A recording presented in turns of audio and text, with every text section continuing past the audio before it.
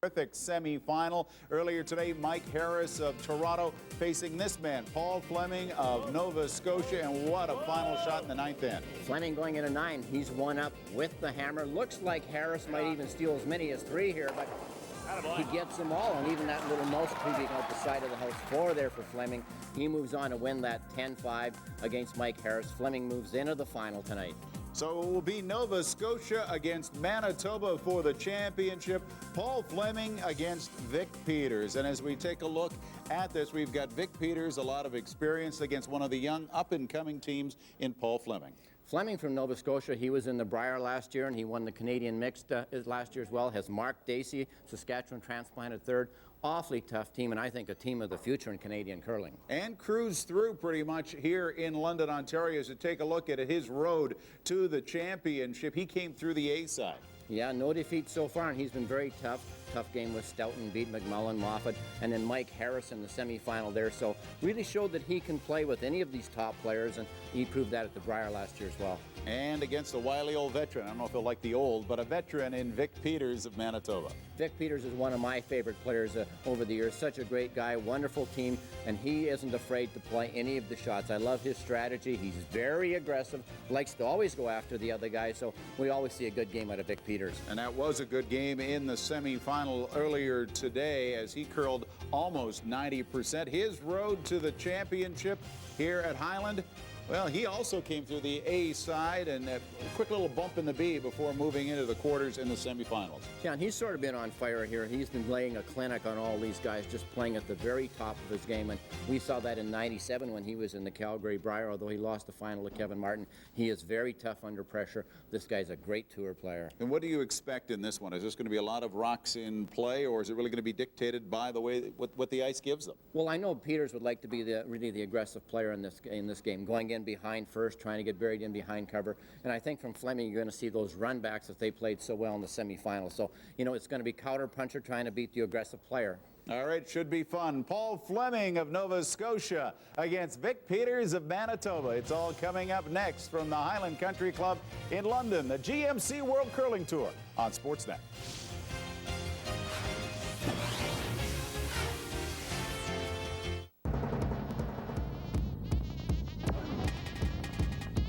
The Pontiac Sunfire Coupe now comes with a new 5-speed Getrag transmission, 15-inch wheels, and a 6-speaker CD stereo. The Pontiac Sunfire 2000 value package with a ton of extra features and 1.9% purchase financing. Pontiac Sunfire, built for drivers. Come here, let me look at it. How many? 4. Look here, look here.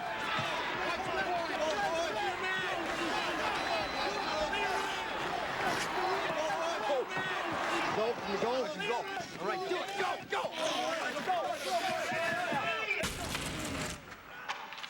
Where's the goal?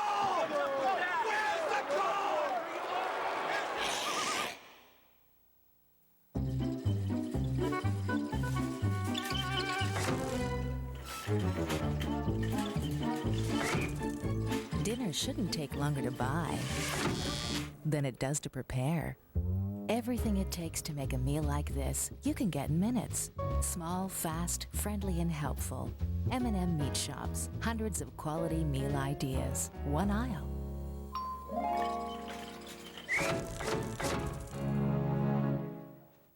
Just the two of us. We can make it if we try. Just the two of us. Just the two of us. Just the two of us. Building those castles in the sky. Just the two of us. Some Air Miles rewards don't involve air travel at all. Just the two of us. But they still bring people closer together. Reward yourself faster by using these and many other Air Miles sponsors. CTV Sportsnet is proud to present the GMC World Curling Tour. Brought to you by GMC Sierra. GMC, 365 days a year. By Molson Canadian. Here's where we get Canadian. By M&M Meat Shops. Hundreds of meal ideas. One aisle. And by Husky. In Canada, it's Husky and Mohawk for fuel, food, and services. The M&M Meat Shop's charity cash spiel from the Highland Country Club in London, Ontario. And Ed Lukowicz, how's the ice going to run for these two teams? Here we are back in London, Ontario at the Highland Club. Ice technician Jim Champagne gives us beautiful keen ice in his 9th year at the club. Somewhat straighter than we've seen in other weeks, only 2 feet or less of curl towards the center line, making it difficult to bury at times. A little bit more move towards the side from the inside out, going around a corner, around 2.5 feet of move. Ice beautifully keen, but one thing to watch for is that sliding path can flatten out a little bit, particularly after the 5th in. Could get a little bit slower in that area. Very keen, so easy to make those cross-out doubles on this ice. Big weight, and you can really fly across. No frost in the rings at all. Keen ice, 14.5 seconds, hog to hog on draws, and if we're measuring that hog to tee, as quick as 25 seconds. The rules for the GMC World Curling Tour look like this. 3-rock rule is in effect in the free guard zone. Each team has 75 minutes plus 2 1-minute timeouts. They must play 8 ends minimum. And in the championship final, Paul Flemming will be throwing the yellow stones. Vic Peters the red. Winning the toss was Flemming. He has got the hammer. We're ready to go in the championship. $62,000 on the line. $16,000 to the champion as Don Harvey gets into the hack. 34-year-old out of the Granite Club, finance manager for a cable company in Manitoba. He and Dave Smith, the third on this team, both flat-foot sliders. Both second-year men on the team with Vic Peters. Both skips said good game to each other, and they're going to get right at it. Vic Peters wanting this one short of the rings. Now he's motioning just top 4 foot. What? Well, this Peters team was awfully good in the semifinal against Spiring. As a team, they curled 88%. Big numbers, and Don Harvey was 90% in that game at lead, and they're going to be tough to beat if they can play those kind of numbers again. The lead for the Flemming team, Tom Federley, a 45-year-old, owner of Medical Tech Atlantic. And he played second for Paul Flemming last year when they won the Canadian Mixed along with Colleen Jones and Monica Moriarty. And in the afternoon game, Tom flashed the first shot he had in the game, and there he hits and rolls out. This time Vic saying, let's go a little bit short. Vic, I think, on that first shot was kind of testing the strategy he might get from Paul Flemming. Thought he'd go into the rings. If Flemming threw the corner, then Peters would have guarded. Nice high slide there. Good control to draw weight when he's up a little bit higher. That better perspective, you kind of get a triangular perspective of the weight rather than a real low look at it. Nice. Okay. Denny Neufeld next to the stone. Nicknamed Denny. Chris Neufeld, Dave Smith on the left-hand side of the picture. And that one right where they wanted it, just short. Although it's in the free guard zone, we've now played through the first 3 rocks of the end. So that stone can be removed entirely from play. No longer protected by the free guard zone or the 3-rock rule. 2 more. Easy. Uh-oh. Oh. Federley nice and low on that release, right in behind. Yep. Oh. Oh. And that one's moving more than we saw in the afternoon game. More curl there. And a hit and roll just outside of the rings. And one thing, we would hope for more curl. We'd beg for a little bit more of that. Nice to see players be able to get in behind all the corner guards or center guards. Peters motioning to keep this one high. And this is Chris Neufeld, nicknamed Denny. He is a baker in Gimli, Manitoba, and has been hanging around with Vic Peters for some time. Yeah, they've played together for about 10 years, and in a lot of the spiels, Denny does bring strudel to the spiels, and I've curled with him a number of times and look forward to that.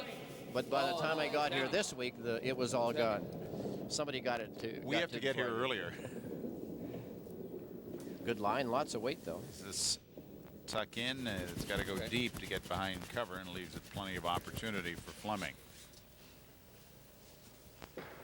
Blaine Iskin is set to go for the Nova Scotia team, and Blaine is another one of those add-ons to this squad.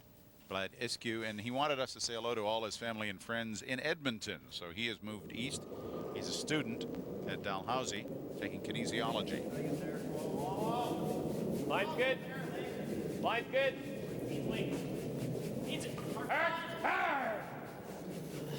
Hurry. Federally next to the stone. Mark Dacey, the up front sweeper, and they're working that one hard, trying to get it by.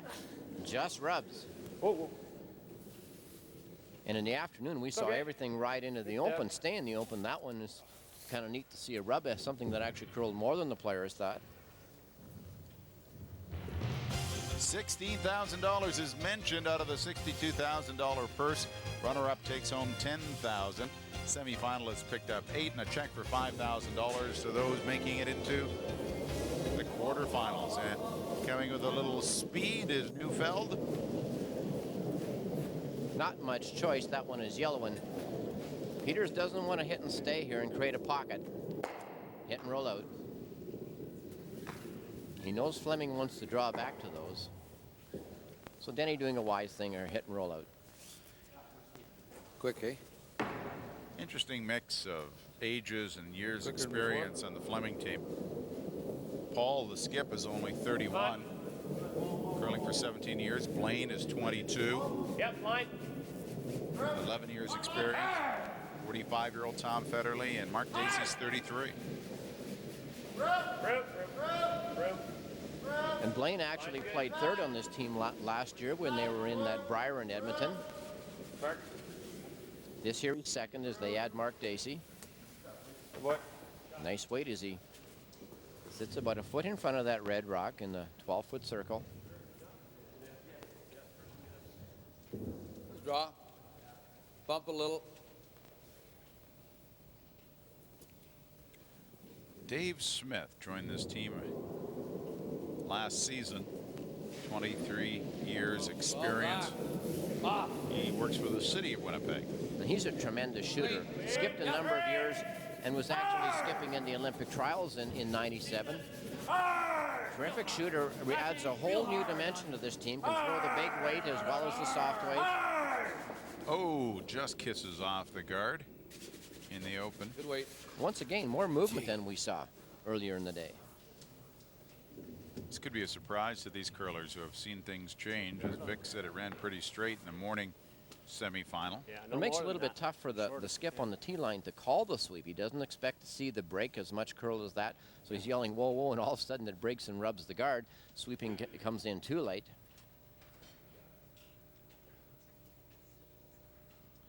And Mark Dacey. Quite an addition for Paul Flemming, a golf pro at Fairview Hills in Halifax. See, looks heavy. No. Room. Line's good. Line's good. Room. Yep. Getting tight. Line's good.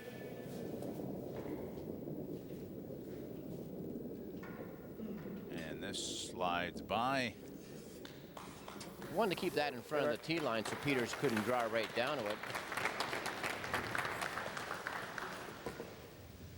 Mark just a little bit heavy on that. He last appeared in the Briar in 1995 with Brad Height out of Saskatchewan. After that, Mark moved east and now playing out of the Maritimes. May recall having heard his name a couple of times in World Curling Tour action last season. He did skip. Ball easy. Weight's close. Ball off. Yep. Ball room. Yep. Hard. Hey! Hard. Good weight. Hard. Hard. Got bump it. Whoa. Harvey and Neufeld working hard on that. Gets the bump. Nice shot, and he sits nicely on an angle in front of that yellow. Is there room to chip it out? Take a look at Don What about the Harvey. race takeout? Denny Neufeld. pick Underappreciated it. sometimes, but boy, do they ever do Easy. a lot of work. It's very better though. Race takeouts. Pick it. You might even get this on here for number 2 or 3. Well, or just chip it soft. Try that, but then that eliminates these two probably. Want to run back. What do you like? What? We're 2 and 3. What about the raised takeout? Like a nose hit. If I get it just a little high side. A couple good things could work there. Yeah. Well, that's pretty well the same thing as the pick then. No, I might be able to save. Pick looks kind of tough from this angle. I think either the pick or just the tap back, whatever. I don't think I like that. I don't like that too much. I'd rather pick it or Okay, I like or the pick raise anyway. takeout. Which one? Pick? You can go peel. Might as well go peel. Okay. Well, Rob, the first reaction here, Paul Flemming, was to simply hit a tiny bit of that one and pick it straight out sideways. They got talking about a lot of other shots. That front raise, I just don't like that at this stage. Might leave Peters for shot stone to guard. So Wise here to go back to their first reaction. Gets enough of it to pick out two. He makes a double. Nice shot. Got rid of the main shot stone. That was the key rock. That's what I was hoping to get. Now, I think they're all satisfied playing this shot at the end. It was Paul's initial reaction. He wanted to play it, so he went back to what he thought initially, and quite often that is the right shot. You know, you see the rock sitting, and your first reaction to what is there. Yeah, that's what I did. I was so slow. I thought, man, that's nothing. And we'll just listen for the reaction of the players to see if they do talk about the changing of the ice at all. And our first look at Vic Peters makes the Granite Club his home. Good line. He's a How's the weight? green superintendent at Hard, Myers Golf Club. Hard for line. Feel hard. Hard, guys. Hard. Hard, hard, hard, hard. Whoa, whoa, buddy. Whoa. Sweepers yell, plenty of weight now.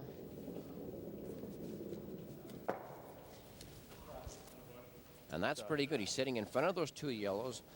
Don't know if Paul Flemming can move that by them. Pretty tough angle. Does he have room to pick that one out? That's Well, tight. certainly that guard in front of the rings is a factor as well. How tight can he come to that? Okay. Why don't we play the draw and sweep for the tap? Sweep for the tap. Yeah. If you can tap and get an inside roll, that's probably better than Yeah. freezing. Okay.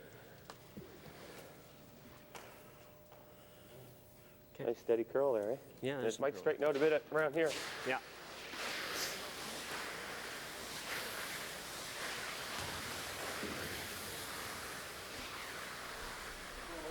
Well, It's a they heavy talked drop. about the nice steady curl here, and that's good to see in the ice. Quite a bit of move at the end.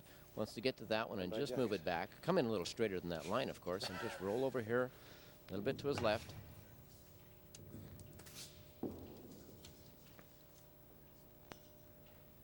I don't think the weight has changed at all since this afternoon, but it looks like we have a little bit more movement in the ice. Particularly when the rock is leaving the center line, once it crosses that center line. Lots of weight on that one. Wow. Wow. Whoa. Clean it. Whoa. Clean it. Wow. Clean it. Room. Clean it. Off if you can. Off. Off. Off. Off, off, off, off, off, off, off. There's the Shot bump. ball.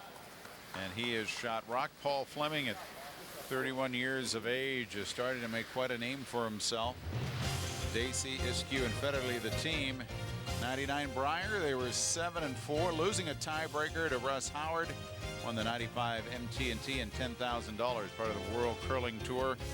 And of course, as you mentioned, Ed, combined with Federley to win the Canadian mixed title. So had a pretty good year and is building on that. And a lot of people starting to talk about this team. Well, I know I've played him before in Nova Scotia, and he laid a licking on us. He's an awfully good player, not that well known by all of Canada, but after last year in the Brier, and then I watched him as well winning that Canadian mixed title. He's a heck of a player. Freeze is no good. Yeah. And adding him Mark Dacey now as third, boy, that's going to help him as well. Could try to rip it that way, but that's dangerous. I think Peters will play the freeze here. Yeah. I think we got to play freezing it at the wrong angle. Ripping it's not bad.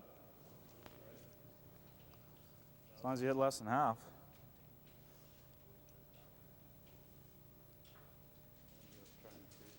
If you don't get this one, though, Tap it. he's got this for 3 anyway. Well, if we got to get to the inside of it, I think. Hey? I like that. Yeah. Yeah. Same weight pretty well. Yeah, same weight. You know? It's like back ring. Well, these teams have spent a lot of time discussing their shots in the first end. And Vic says same kind of weight as his first one, just move those back, create a pocket in the back ring so that Paul can't move that past any of those stones. Doesn't want to overthrow this. A little more weight. Yep. Whoa. Whoa. Whoa. Very Yep. gentle flick of the wrist from Vic Peters. Whoa. Off. Off. Back line. And this ice is moving. Once you get past the hog line, it is really swinging. Wants some finish. Okay. And Peters is first and third. Vic Peters got some very nice titles under his belt, including the 92 Brier Championship. Won $52,000 last season, was fourth overall, heading to the Players Championship for the Max Bell Arena in Winnipeg last year. And he's got all the credentials. Very strong player on the tour over the years. And anytime you play him, you know you got a tough game. Also at the Brier in 93. A little thicker than half. It's not going to. That was part of that log jam in 93 when there was almost everybody at first at 8-3. You could Those rings are so alive, though, Mark. We got to try to hit this one as thin as we can on this side. Yeah. That could that might nudge it to there. Well, so. if you're hitting it like on this angle right here, Yeah. Paul, there is a chance you could save your shooter if you wanted to get touchy with it. No, I don't think. On this angle right here, you could save your shooter. Not with the weight I'm throwing. Yeah, well, that's what I'm saying. If you Yeah. wanted to play a just try to get her two. Okay. Well, just don't throw it real hard. Yeah. Well, I think Mark Dacey's right on this shot. You come on the outturn just with board weight. Move that one off your yellow and click the yellow one or that red one as well and save your shooter in this area on the roll. But with the weight he's throwing, Mark says you're probably going to lose your shooter throwing it too hard here. Could have gone for three. Willing to take a pair. Final stone of the first end. Whoa. Right on. Well, now they might call to pick it right over the top. Right on. Just pick it clean for two. Does he curl enough to get that? No, right he by misses it, and it's a steal of one. A steal to open up the championship in London. Interesting. So Peters grabs one in London.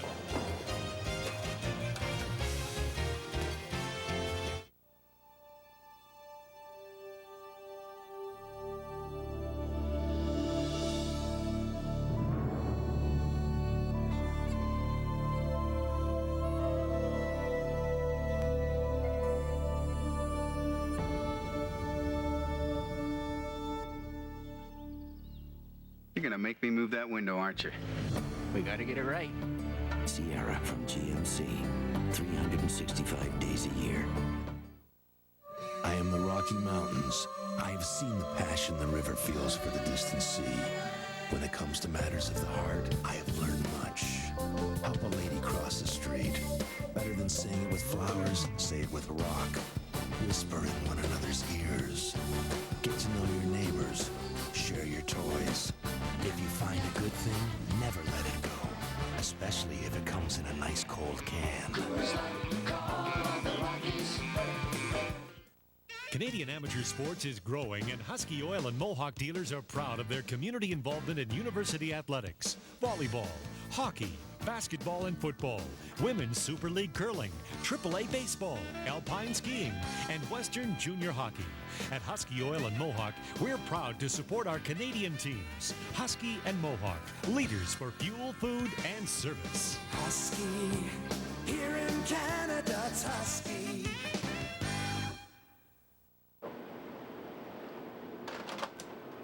This is how some sports networks put together their morning shows. And this is CTV Sportsnet. Good morning, everybody. So you can watch last night's show over and over. Or get interviews, scores, stories, breaking sports news weekday mornings on Sports Central AM. The choice is yours. Well, could be a very early edge as we take a look at this. Brought to you by M&M Meat Shops. A chance for a pair for Paul Flemming. Well, had he hit this precisely as he wanted, hit the red onto the yellow onto the red and get rid of all those, he could have had two. But at the end here, it looked like he might get the chip and at least get one. Chip it out straight side, so he runs right by it. A steal of one for Vic Peters and an early lead, the first early break in the game. Well, Mike Harris in the semifinal against Paul Flemming stole two to begin the match. Then Flemming countered with a couple of steals of his own in the later ends as we pick up action in end number 2. Delivery from Don Harvey. Yeah, right in, guys. Vic with the 1 point lead, so Right in. let's put it right top 4. Keep it going. Oh boy. Throw it on.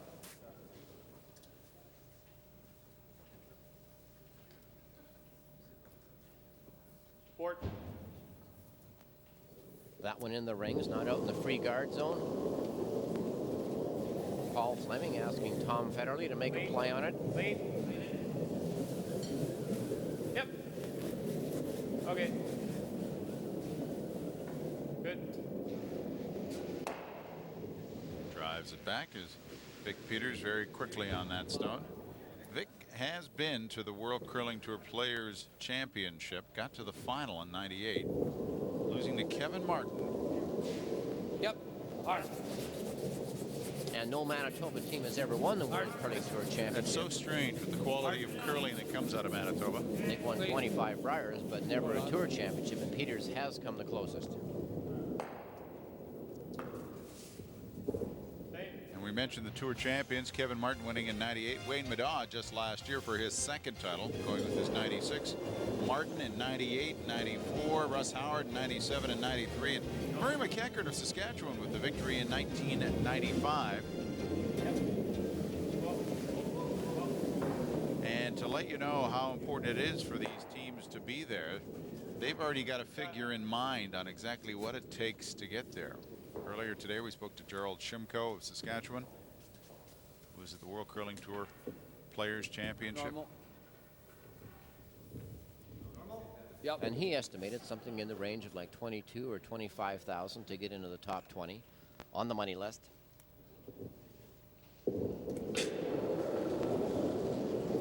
And I remember that final at the Calgary Briar, Martin against Peters. That was a real barn burner of a game. 3 enders being tossed back and forth like crazy. All of a sudden at the end, Martin came out on top. Peters had to make a raise. Could have got 2 in the win out of it, but missed it, and Martin went on to the Worlds. Now, board's good. Clean end here.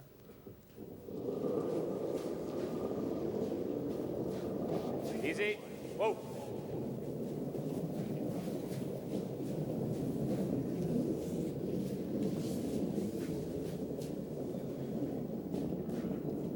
Just soft weight, and both teams playing that, taking the ice for the outside in shot. It runs very straight that way, can't afford to be outside at all. And interesting enough here, Peters playing the first one into the rings, thinking, well, if Flemming happens to throw his corner guard, then we guard our own in the rings. But now he's going, rather than in the rings, going with a tight guard. Where's that?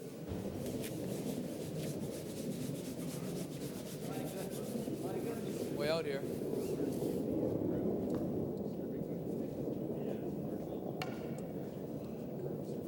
Tight's good.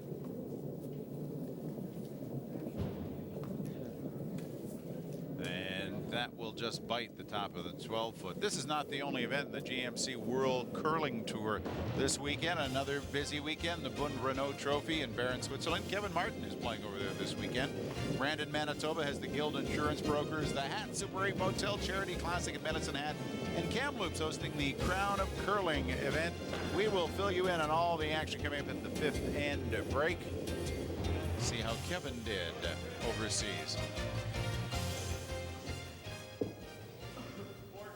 And last week here in London, we had a women's event that was played. That was won by Janet Brown of Sutton, Ontario. She won $7,000 first prize, beating Ann Merklinger of Ottawa in that final. Janet Brown, people would remember, she lost the final in Ontario to go to the Scot to Kim Gillard. And next week, busy in London again. There's a junior event. And that's a big event here because the winner gets a free trip, and that's both on the junior girls and the junior boys side, gets a trip to Calgary to play in the Ray Kingsmith Memorial. Ray was the guy who did a tremendous amount for curling in his days. He was a president of the Canadian Curling Association, as well as he was very instrumental in getting curling into the Olympics. And as a memorial to Ray, this event has been set up over the years. And last year it was a tremendous event. There was teams there from New Zealand, Australia, Japan, and just a fantastic field and tremendous for the junior curlers of the country. And to show you that they spare no expense to the fans, M&M Meat Shop supplying dessert to those people in the stands. You know, if they try the date squares, they're very, very good. I know that from some sampling. Past experience.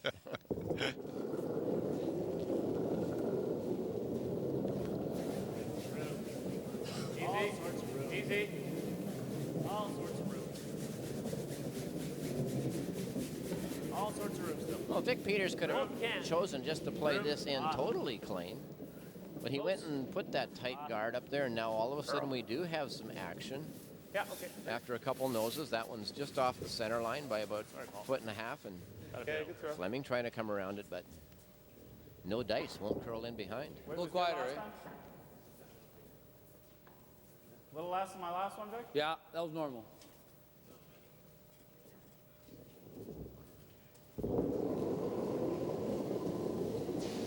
And I was at that Briar in '94. Wow.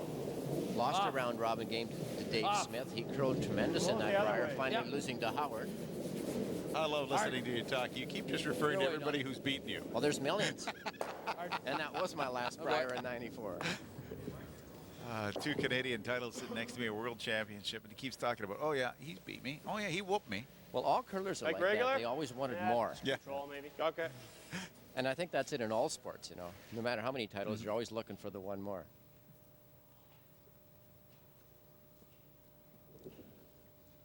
And that year, Kerry Burtnick, winning that Briar in Halifax, went on to the Worlds, undefeated in Brandon, and Burtnick won that Worlds in '95. With the 14-year separation between championships for Kerry. Yes. 81, then 95. That one tried its darndest to get over there and curl a little bit for the roll. Not enough, wide open. Vic Peters will go for the hit and roll. Good time to hit and roll, and he'd be in front of the tee line. No chance for Paul Flemming to freeze up to it. And also, consideration is the fact that it is Peters' guard in the front of the rings. He would be rolling behind his own guard. More difficult then for Flemming to make a straight back raise and get anything out of it.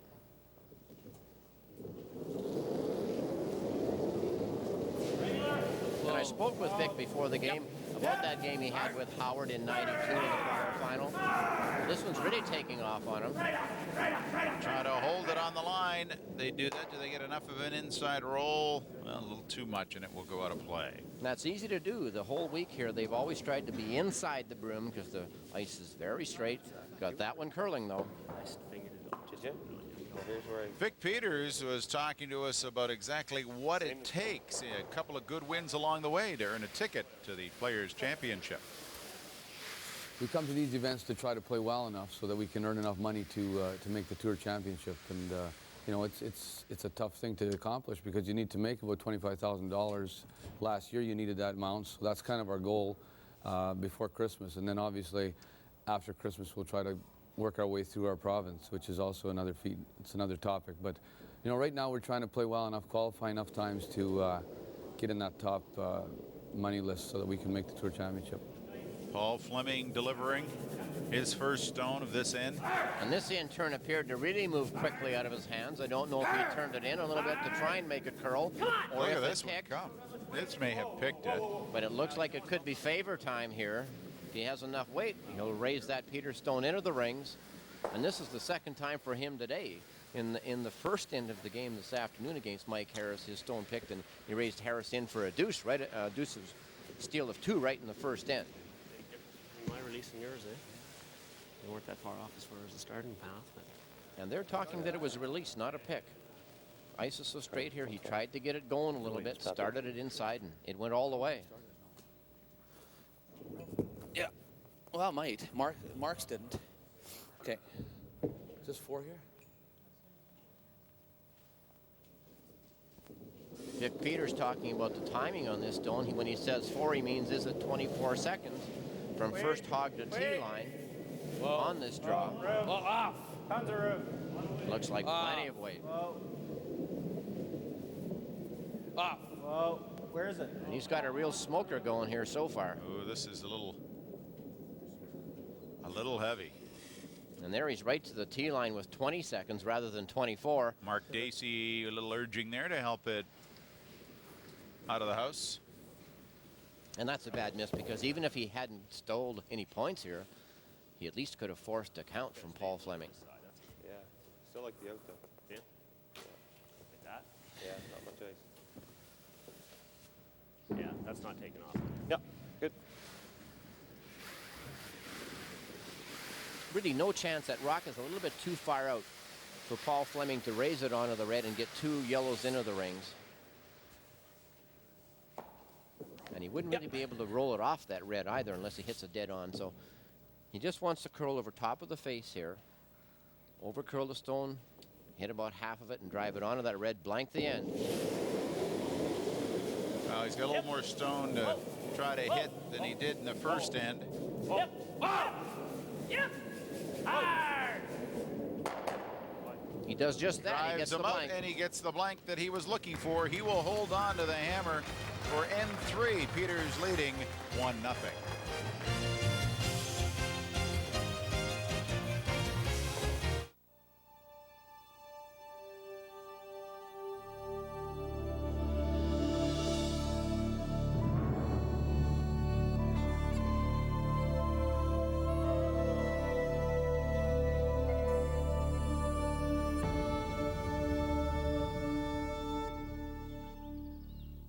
You're gonna make me move that window, aren't you? We gotta get it right. Sierra from GMC. 365 days a year. Come here, let me look at it. How many? 4. Look here, look here.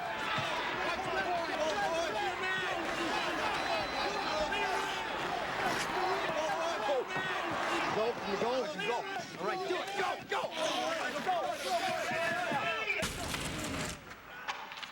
Where's the goal? Where's the goal? Canadian amateur sports is growing, and Husky Oil and Mohawk dealers are proud of their community involvement in university athletics, volleyball, hockey, basketball and football, women's Super League curling, AAA baseball, alpine skiing, and Western junior hockey.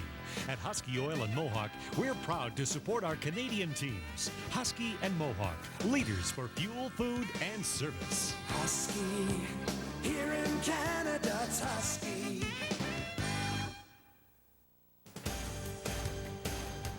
Hey everyone, Jamie Campbell and Mike Toth. What are you doing? Doesn't it get any other channels? No, it doesn't. It's just Sports Central. We're getting ready for Sports Central primetime. I shouldn't have said that. It's a good show. Hey, and Kevin Millwood is a good pitcher in the postseason. 2-0, 2.38 average. He gets the ball for the Braves in Game 2. NHL, the Canucks are in New York, and 2 games in the CFL, the class among them, BC and Calgary. Sports Central primetime. Hope to see you then.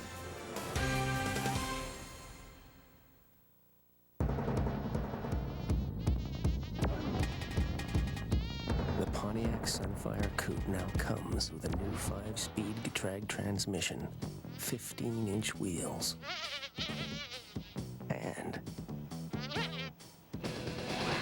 a 6-speaker CD stereo. The Pontiac Sunfire 2000 value package with a ton of extra features and 1.9% purchase financing. Pontiac Sunfire, built for drivers. If you're afraid of things that go bump in the night, then be very afraid. Next week we go to North Bay for our Halloween special, the North Bay Curling Classic. $46,000 a total purse. If you feel like howling at the moon, join us next week. Semifinal begin at 3 Eastern. And so far, the skips in this game, not much of a stellar game. Paul Flemming with the flash in the first in, missing that attempt for 2. And then on this second in, Paul Flemming actually raising Peters in, but then Peters saying, no, thank you. I'll throw my draw right through the rings to sit 2. The team's playing well, but the skips kind of letting down the back end. early end struggle. It's good weight. It's not heavy. It's good. It's clean. Line's good. And I just get the sense that Vic Peters really wants to force the draw game with this team. This time he didn't even go into the top 4 foot. Started off with the guard right away. No, you're there. Well, they're trying to urge it to whoa. That's good. Shot. They wanted top 4, but that's not too bad on the button. And under See a how? little bit of cover. Hack. And you go back to the old days of curling in Saskatchewan and Manitoba, those 2 provinces in particular, the teams are really noted as straight hitting teams, very little rocks in play. But now you see in Manitoba teams like Stout, Burtnick, and Peters, always a lot of rocks in play. Very aggressive teams. And they really use the draw game to get ahead in the game, and then the hitting game to defense. Roll it a bit your way, Danny. Hard. Well, just as an example, in Winnipeg, Ulrich Schmidt and Kerry Burtnick got locked up in a quarterfinal matchup that ended up 9-8. There was always at least 2 draw seemed teams like there. a dozen rocks in play in each and every end. And Ulrich Schmidt from Denmark just loving that draw game as well. It's good. On its own. Oh, baby. Gotta go soon. Okay, finger back. Yep. Leave it high. Yep. Hard. We're just top 12. Okay, fine then. Well, Had to wait a long time for this one of Federley's to make a move. Never does curl up totally to where they want, so they leave it short, just biting the 12. That was good. Good situation for Vic Peters. Hit this on the nose and control the front area of the rings. Straight spot, not a lot of weight needed from Chris Neufeld. Just board weight. Yep. Hard. Hard. Real hard. Hard. Real hard. Harder. Hard. Well. Good sweeping, holds the line. They get it by right on the nose. Drive the yellow out of play. Immediately following curling tonight, it is Sports Central, our Sunday night primetime edition. Jamie Campbell and Mike Toth will wrap up neatly everything that has happened this weekend, including reports from Game 2, the World Series, the NFL, and much, much more. hard. Hard. Hard. Hurry. Want to control that top area. Paul Flemming also making a hit here. That one rubbing the long guard. Played less weight than what Chris had. Curled up a bit more on him. Let's bump it up. Tap it up.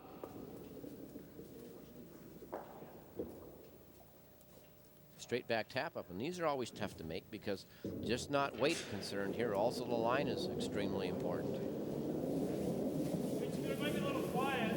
Well, good communication there. Yep. Sweepers yelling the weight right out of the hand. Oh, easy, guys. Got a Neufeld. Just top 8 foot. He's got a curl. No, it's a little more top. Ah, it's not. That's Yep. Yep. not moving the way they had hoped, and now all of a sudden they've got to try to make a split on the two. And yeah, the weight wasn't too bad, although it looked like a bit much, but the line wasn't there. Roll towards the other one. You got Just control, Blaine. behind or in front of there. And although there's a chance for a hit and roll here, everything is red out there so far.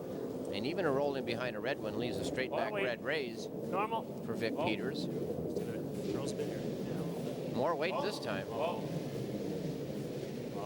Blaine once again with the outturn, this time on the other side of center. And that one not finishing might get the double. Well, this is plan B, and it's not a Hey, bad Blaine, plan work B it as shot. it bounces it out. There will be a new champion for 1999. Two-time champ Wayne Madaw bowed out. Mike Harris in 97. You see Dale Duguid in 96. John Bass, Kevin Breivik, all winners here in London, Ontario. It's been a great event. Chairman is Brian Davey, and the Highland Country Club president, Ron Martindale. Everybody here, the staff has done a terrific job at hosting this event again. Hurry! Hard. Real hard. Overturning a little bit with a lot of weight. He's going to jam that straight on his own and roll all the way over. And out. And Flemming, once he realized it was going out of the rings, he tried to get it just out of the rings in case he might want to draw up to it and use it for backing.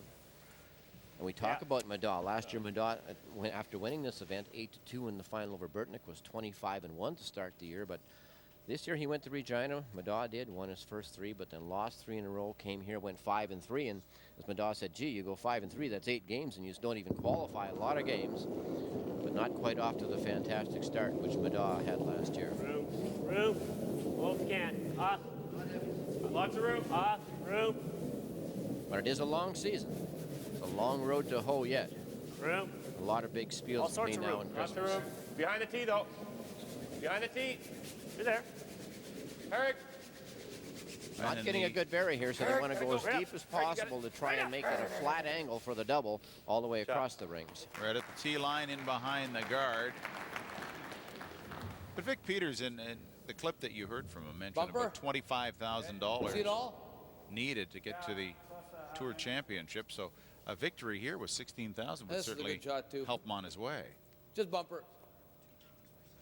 One addition that Dave Smith really brings to this team, one feature, is that he can throw the high, hard one just like a Kevin Martin. Here he's playing the soft weight, the hit and stay, but he is, you know, if you take the 2 hard throwers on this sheet, you know, the hardest thrower for sure is Dave Smith. And this one really not moving at all for him. He might miss it entirely. He does. Seems to back off the last half. Slides by. So now for Paul Flemming, doors just a little bit now. I don't think he deserved that kind of an outcome. Looked like he didn't throw it badly, and it just went back at the end. Halfway down, looked like, oh, he's going to get about a quarter of the rock at least, but fell back a little bit and missed it entirely. All of a sudden, an opportunity here for a big end for the Maritime team.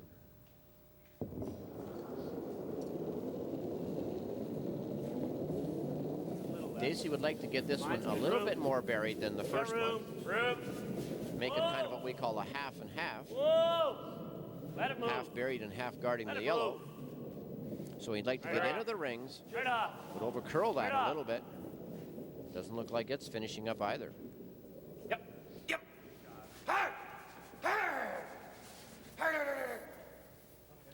And is that triple country? It could be. 2/3 or half of a stone could create a triple.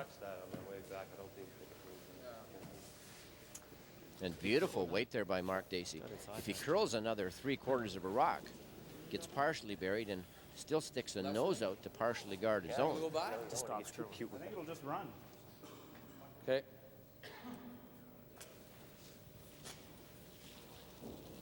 Now, Vic Peters can't throw quite as hard as his third man, Dave Smith, but even just peel weight might make the triple here. Needs about, I would say, half of that.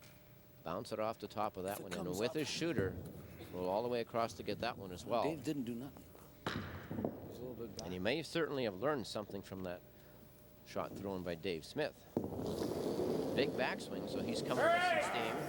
Got it tight out of his hand.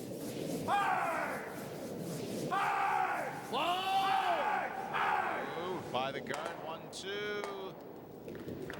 Well, he got very lucky. He made the double the wrong way, the way that he wasn't playing it.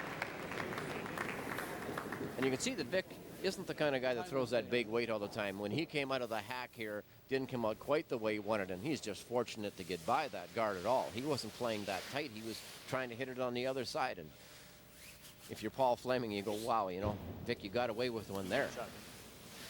We talked to Paul Flemming earlier. He was a Canadian mixed champion, got to the Brier. He said he's just trying to build on the success of last season.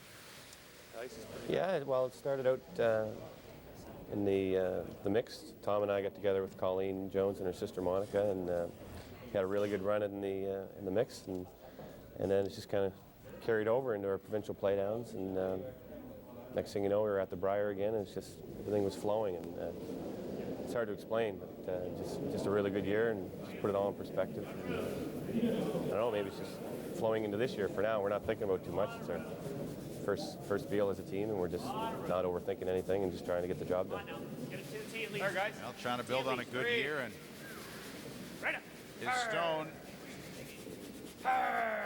It's sure, does it bury? Every little bit. Hurry, hurry, hurry. All three sweepers trying to get that one in behind cover. They'd like to force Peters to have to hit the wide open one on the far side of the rings. We could maybe add to the completion of a pretty good year for Paul Flemming. They have a son, Jake, who's 8 months old, so 99 will be memorable. No doubt. And from this angle, 3/4, you'll never roll it. looks like he can see Yeah, well, pretty near all of that I think we gotta yellow shot. No, it's just slightly more than half for that. yeah. I like to roll. You gonna play with some weight though anyway? Or? Yeah.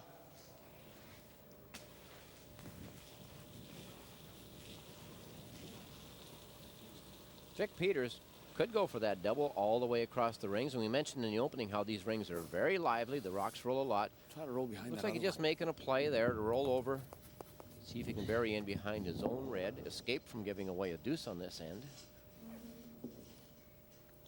Flemming does have the hammer. Hurry! Yep. Hard. Hurry! Hard! Hard! Hard! Roller, Denny. Awfully close. And he over rolls a little bit now. Take it all the way over in front of that yellow one if possible. David Smith tried to sweep it all the way over. The double certainly was possible. Had to hit a little bit less. I think he's just going to throw right at it with normal. Really. So he got the in between. A little bit less, 1/4 inch less of this stone. He definitely makes a double. A little bit more of it, he rolls right in behind his own red, but instead doesn't get either, just goes in between, rolls past to the guard, but not all the way to the yellow. He called it right away.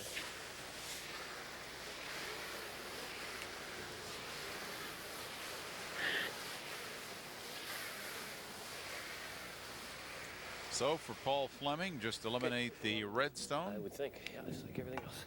Take up a deuce. Nope, control. We saw this spot earlier in the day. Very straight here, and Flemming does throw a very positive, we mean kind of back to the broom out turn with a fair amount of spin on it. So it should run quite straight for him. Clean. Yep. Whoa. Whoa. Clean. Yep. Clean. Clean. Whoa. Clean. Yep. Hard. Hurry. Hard. Want to get it Right by up. their own.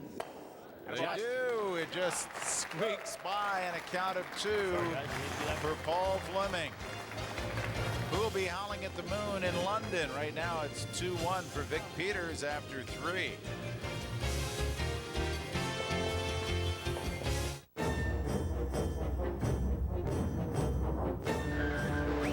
Right now, the Sunfire Coupe comes with ABS brakes, a 6-speaker CD stereo, and a new 5-speed Getrag transmission, which makes changing gears really smooth. The Pontiac Sunfire 2000 value package. A ton of extra features, $188 a month or 1.9% purchase financing. Pontiac Sunfire, built for drivers. You can try to ask questions in a supermarket, or you can always get answers at M&M Meat Shops. Hundreds of quality meal ideas, one aisle. Canadian amateur sports is growing, and Husky Oil and Mohawk dealers are proud of their community involvement in university athletics, volleyball, hockey, basketball and football, women's Super League curling, AAA baseball, alpine skiing, and Western junior hockey. At Husky Oil and Mohawk, we're proud to support our Canadian teams. Husky and Mohawk, leaders for fuel, food, and service. Husky, here in Canada, it's Husky. You can try to ask questions in a supermarket, or you can always get answers at M&M Meat Shops. Hundreds of quality meal ideas, one aisle. I am the Rocky Mountains. I have seen the passion the river feels for the distant sea. When it comes to matters of the heart, I have learned much. Help a lady cross the street. Better than saying it with flowers, say it with rock. Whisper in one another's ears. Get to know your neighbors. Share your toys. If you find a good thing, never let it go. Especially if it comes in a nice cold can.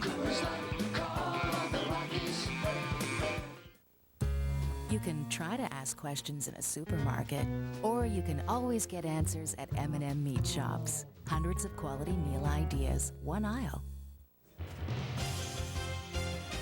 Local sponsors, an important part of any event, and here in London, no exception. They thank the Toronto Sun for their involvement. The Brick has supplied 2 very big screen TVs to help the crowd watching, and Brian Finch, Pontiac Buick GMC, helps supply the transportation. That's what makes it work. Local committee doing a great job putting together sponsors, and again, it was a waiting list to get to this event. 24 teams, triple knockout. Well, that in kind of backfired for Vic Peters. He was on the offense all the way, but in the end analysis, he gave up a 2-ender to Paul Flemming, and now Flemming up 2-1 after 3 ends. Puts that one right top 4. Would like to guard it on the next Yellowstone with the end. Peters into the free guard zone with the out turn to establish a corner guard game. Yep. He'd like this one as long as possible, I would think. Because with the straight ice, he wants as much room around the guard to curl in behind and totally bury. Talked to a couple of the skips, and they weren't placing these too far off to the side, but actually fairly close, almost a foot within the center line. And let's take a look at numbers after 3 ends of play. Tom Federle at 88%, Don Harvey at 100%. A lot of weight. Great numbers from both leads. More than guard. It's got a curl. Here comes down now. Got something? Didn't do anything to it. Plenty of weight. One of this just short of the rings. Girl, I guess. Not bad, coming in the top 8. Shot. 2 yellows. Both thrown by Federle. Vic Peters will make a play on them. Well, the idea is to make the double here, get rid of the yellows, and eventually get the game to be played in behind the corner guard. And splits them out, a double. Good shooting by Don Harvey. Oh, the leads were letter perfect on that end. Federle put 2 yellows in. Don Harvey put up the corner guard, and then he does his job, finishing the lead position, making a double on the 2 yellows. Now only 2 reds in play, 1 top 12 and 1 corner guard. Board's good.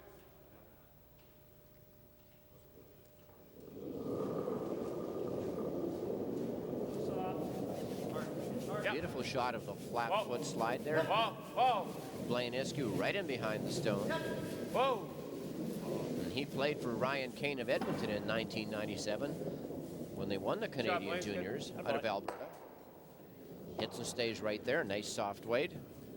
See if Peters plays to the hit and roll or ignores that and just draws in behind the corner. Numbers for Iskew compared to Neufeld. 71% for Blaine and 88% for Denny. And here you have the Peters front end with the advantage, but not on the scoreboard. Danny Neufeld got this one inside all the way. Sweeper's working hard just to hold that one. He does hit and stay. And he will stick around top 12. Rolled the wrong way, but he did hit and stay. Maybe control this time, Blaine. Yeah. That's that spot, eh?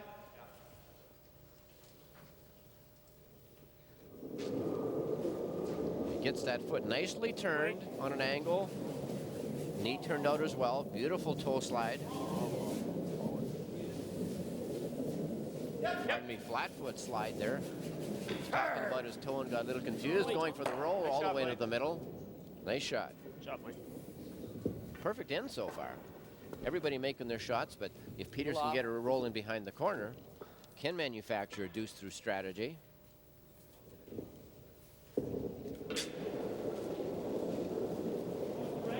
Yep. Well, no. No. Okay. And just drives that one through. Good job by Denny Neufeld. Well, we've talked about the money winners list, and here's how it shapes up. This is week 4 of our broadcast schedule. Kerry Burtnick at $35,000, Jeff Stoughton with $33,000, Rick Moffitt has moved into third place with 18,000. Now, Vic Peters has 6. He will either pick up another 10 or another 16, depending on the outcome of this game. So that will shuffle the standings a little bit. Well, you're not going to keep Vic Peters down. He wins a lot of money every year on the tour. Very experienced team. Just in case our viewers were wondering how a few of the other main teams did this week, we mentioned Madaw was 5-3 here. Hemmings went 3-3, and he didn't like the straightness in the ice here. He wanted more curl. World Junior Champion John Morris was 1-3. Ed Wernick, skipping the Glenn Howard team, went 3-3, and son Ryan Wernick playing lead on that team, and Team Finland here as well went 2-3. Markku Uusipaavalniemi. Well, you can wrap your tongue around that. From Finland in. So we've seen Ulrich Schmidt. And Uusipaavalniemi. They've all been part of the GMC World Curling Tour on the North American side. Schmidt winning in Winnipeg. Nice to see the European teams drift over to North America. They like coming over here because they get a chance to play on some terrific ice against great competition. Well, as Ulrich Schmidt said when he came here and he won that event in Winnipeg a couple of weeks ago, he said, we come here to play against quality teams on quality ice and play quality games, and they learn a lot, and then they take that back to their home country, and really gives them an edge over players in their own area, having come here and played against all of the strong Canadian teams.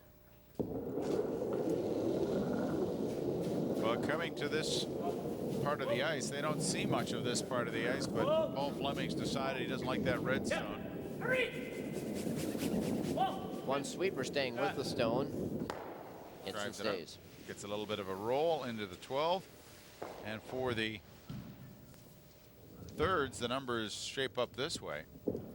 Dacey at 83% and Dave Smith struggling, 44% on his 4 hits. He's at 54 total. For a great world hitter like him, those are absolutely terrible hit numbers. And he did flash that soft play hit last end. And I mean, this guy was born to hit. You don't see those numbers out of him very often. Usually he's up in the high 90s and makes a lot of doubles for this team. And he's really the guy that gets them out of trouble with the big weight hits when the other team is laying 2 or 3 or 4.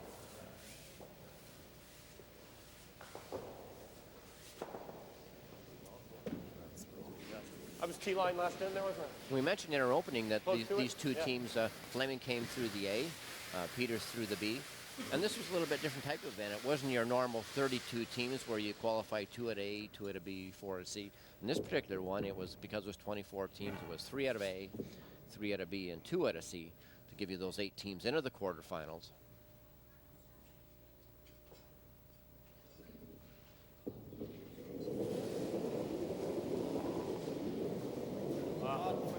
Very consistent release, just a little bit of that inside out.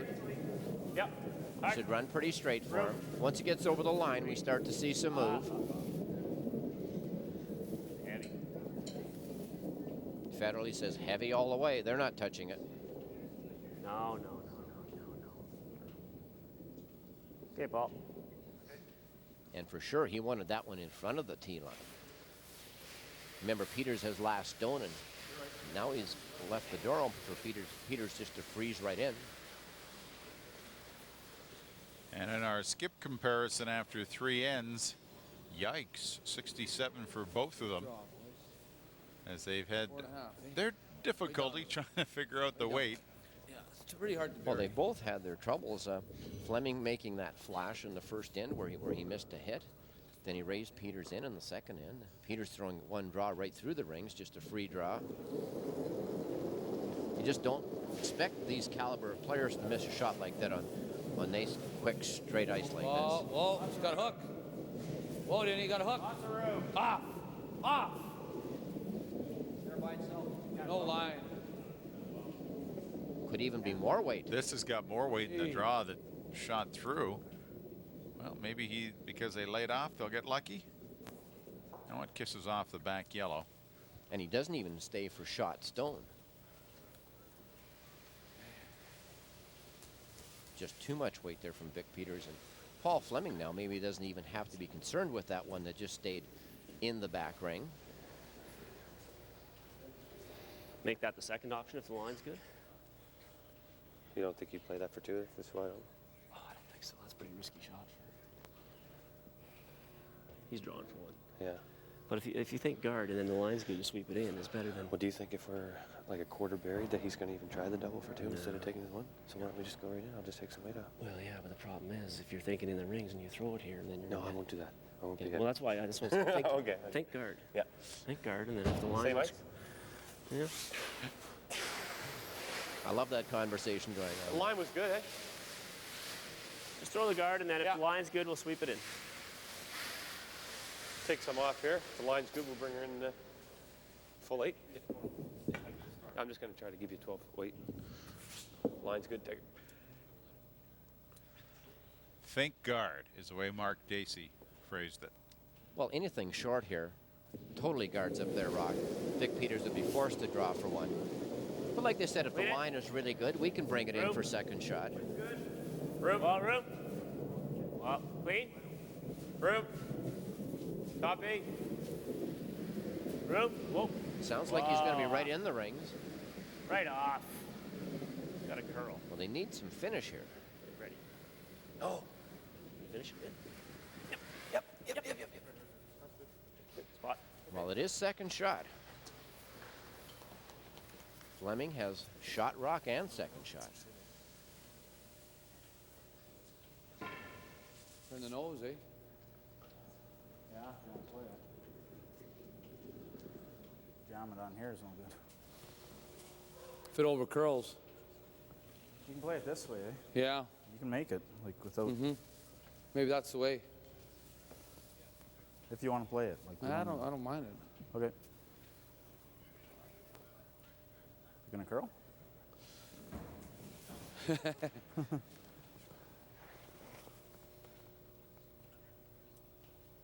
3/4?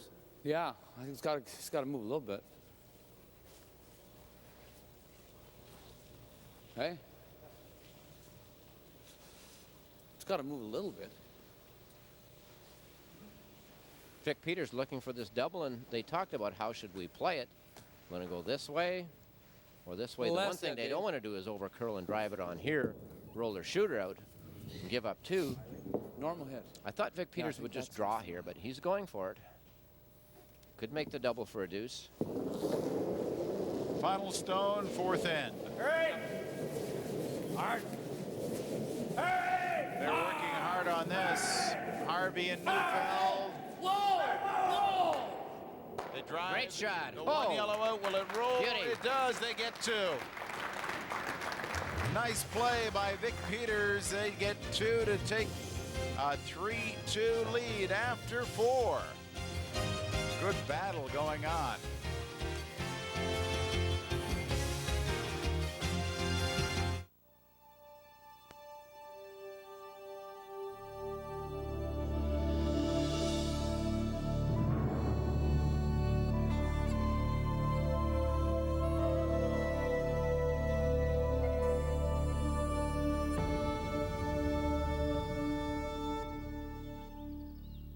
You're gonna make me move that window, aren't you?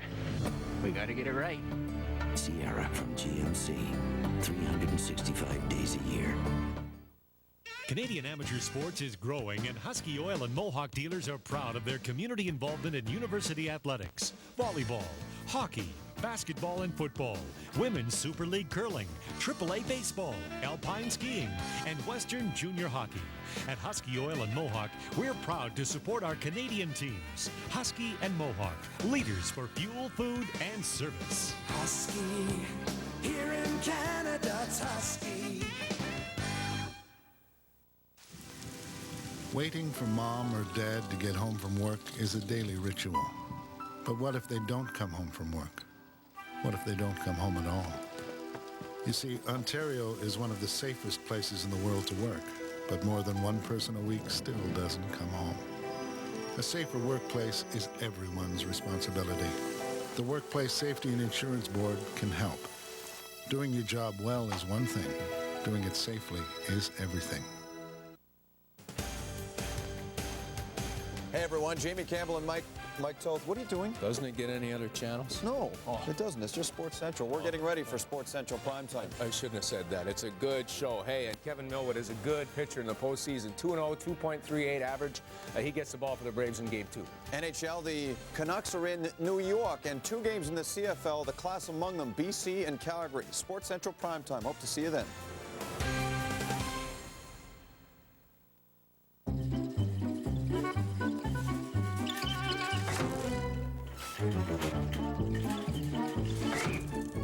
Dinner shouldn't take longer to buy than it does to prepare.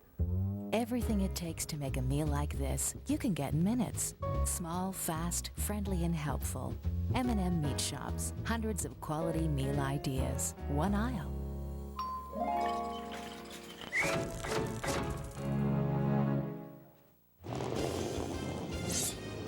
Got another edge for you, brought to you by M&M Meat Shops, and it happened in the 4th end. Vic Peters having to make a big shot. Well, how good are these guys? Wow. So far, Vic Peters, not a very stellar game, but no chicken in this guy at all. Give him a chance. He doesn't even draw for 2. They call the sweep off at the end, get it over top of that back red one. A tremendous shot for 2. Puts Peters up 3-2 after 4 ends.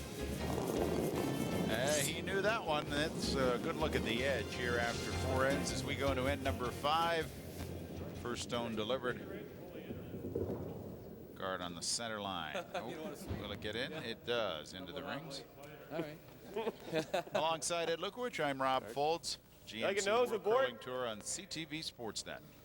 It's our 4th week of activity, and we've seen a lot of Manitoba teams in our television broadcasts. Kerry Burtnick was in the final in Leduc. Jeff Stoughton in the final. Winnipeg. Burtnick and Harrison last week.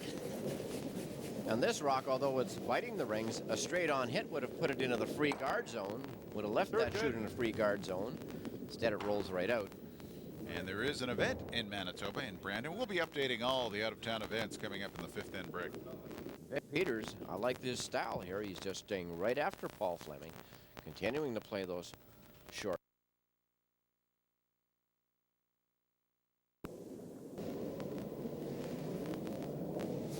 Good line. Hard.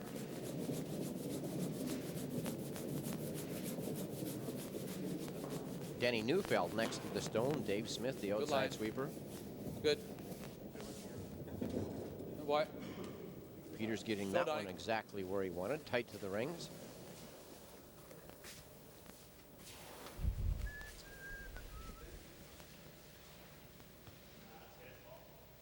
What? Let's just hit it. Okay. Hit it. And I Want that other turn, or? I noticed there that Peters has got Paul Flemming thinking a little bit. Okay. And it certainly is a mind game out there many times.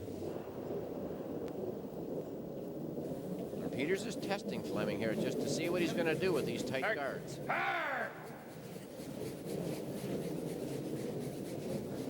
Right up. Whoa. Shot. They hit it. Out goes the red. Good place to be if you want to get the inside scoop of what is going on in the world of hockey. The Hockey News Show tomorrow, 7:30 in all regions. And, of course, we've got great National Hockey League action. Thursday night at 7:30 Eastern, 4:30 Pacific. The Flyers and the Avalanche get together. Jimmy Houston, Craig Simpson. In studio, Mike Keenan alongside Darren Dreger. Right here on Sportsnet. Denny Neufeld delivering, and see a hit, and I'll raise you one.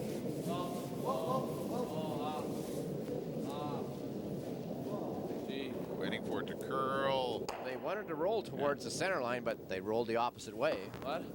Well, curling got a bit of a shot in the arm in yesterday's edition of the National Post. Wayne Gretzky, who everybody thought was going to write about hockey, of course, talked about this. Look at the opening line here. It's hard to believe how worked up I can get over it. I'm right on the edge of my seat. I get nervous. I start sweating. I'm watching curling. Gretzky said he got hooked on it while he played in Edmonton. A lot of NHL players like to keep an eye on some other on-ice activity. Well, I know Wayne Gretzky is Canadian. Yep. He's seen a lot of curling, I guess, in his day, and it's tremendous comments by him about the sport of curling. Very appreciated by everybody on the World Curling Tour. He likes the fact that there's so much thinking involved. You have to think 2-3 shots ahead. And I think that was the way, as you once said to me, that was the way he saw the ice, always looking ahead. Well, that's the way Gretzky played hockey. Like, he always knew where everybody was out on that rink. He was like a strategist out there, figuring out how do you get the puck in behind the net. He even used the net as protection, as sort of as another defenseman out there to cover him. And then he'd set a nice little pass out in front to somebody and watch them drill it into the net.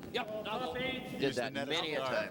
Work around the guard. I watched some games where I think he could have had about 25 points in the game. He set so many guys up to shoot. Good throw. There, boy. Just through, Blaine.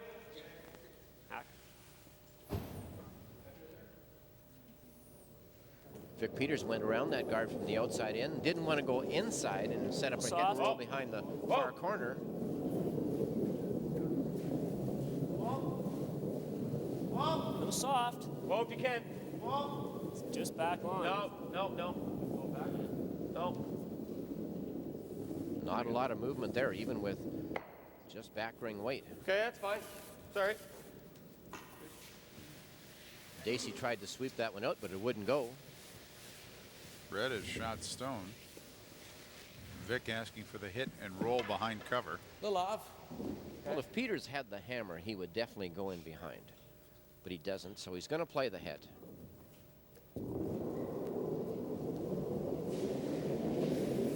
Yep.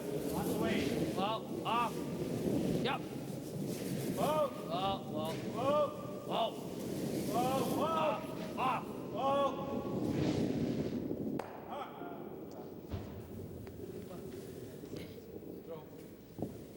We got hit and roll, don't we?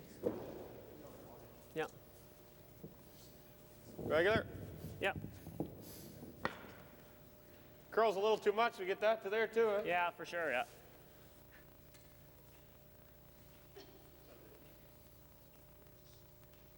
Mark Dacey, a good skip in his own right in Saskatchewan. He skipped a team and lost the, he was in the provincials a number of times, lost the final in Saskatchewan in 92 and 94. Yep. Yep. Hard. Whoa. Whoa. Yep. Yep. Yeah. Hard. Hard. Hurry. Hurry. They get the inside roll, and how far does it come? Whoa, whoa, whoa. So with the weight they played, they could have got either a little bit more of the stone, they get the roll behind the guard, a little bit less roll over for the freeze, and that's better than a double.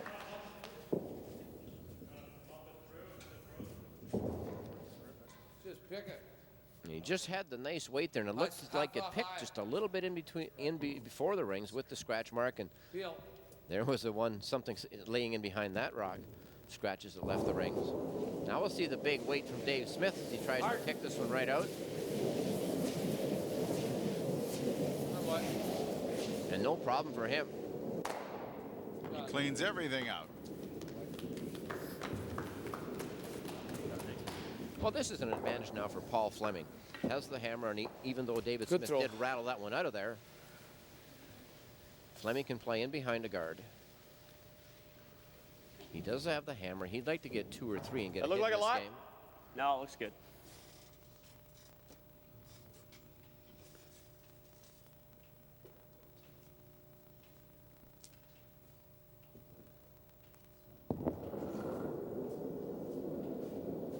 And in his days curling in Saskatchewan, Mark Dacey was never known as a real hard thrower. He liked the soft game all the way. Close though. Yep. Hard. Hard now. Hard. Come on. Hard. You got it. All the way, guys. All the way. Wait. Hard. Hard. Boy, that one's finishing in there absolutely perfect. I think it was definitely by. I don't know what you guys think. Wow. Well, that Stopped put short. on the brakes quickly, didn't it? Well, it seemed like the sweepers nudged the guard, so they quit sweeping. Just had to wait. Splittable, eh? Didn't see anything there, and they didn't really stay on it. Got to be a little bit further back, too. Puzzled what they were doing there, why they didn't get that into the rings. It's here. It was bearing nicely. Right? It's got to play pretty tight. Yeah? Okay. It's half buried. Okay.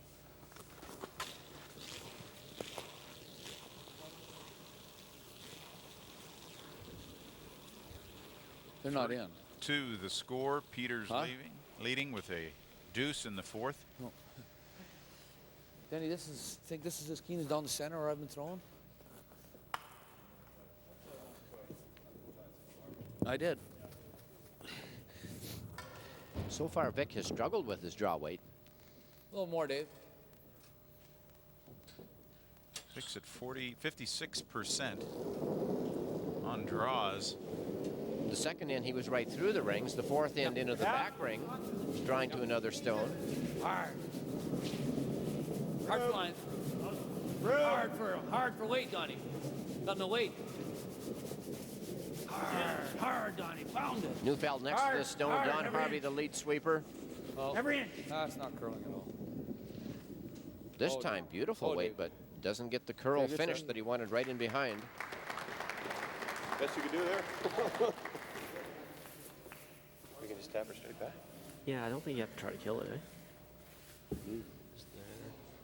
Yeah, just give you like back 8 at the most. Just don't want it to go back and up in the air though. Like Blaine had almost a nose hit at the hog line and he freaking chipped him over here. Well, then if you're worried about that, then you got to play to get him out. I mean, what I was thinking was playing draw like a freeze. Yeah. I wonder if I can just get by and get here. That'd be great. He's picking you pretty easily. Yeah, that's true. Take this. Hack weight.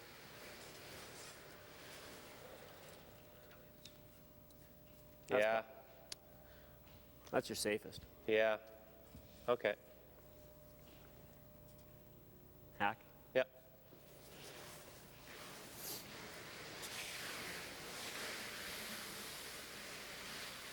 You had a good chunk of yours. Looks like Vic Peters curled enough in the so that same he path. definitely took away any opportunity here for an inside roll. That just isn't there. Paul Fleming just going to play a hit and roll into the open. Number one, get rid of the Peters rock and still leave the blank available on his next shot.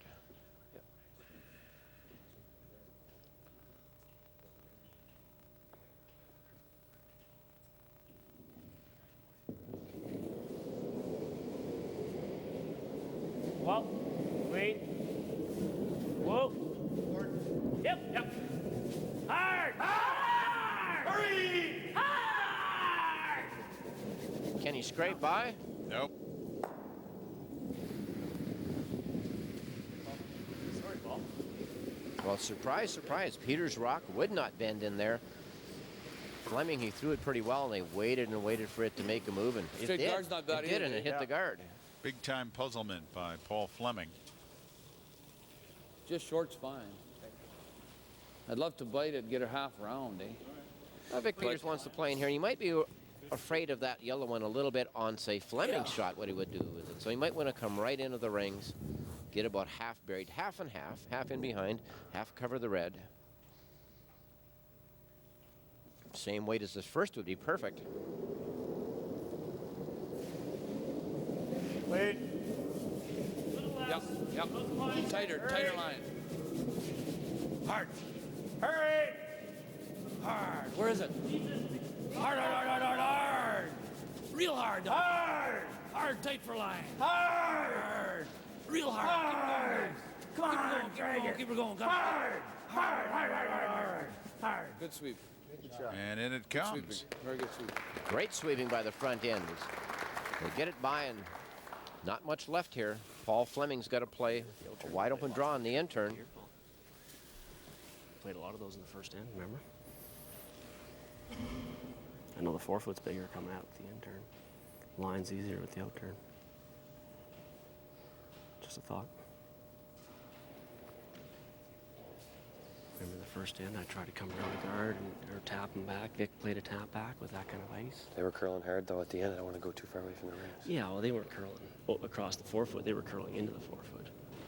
They certainly were curling a bit. Yeah. I think I'm going to stick with that in 2. Okay.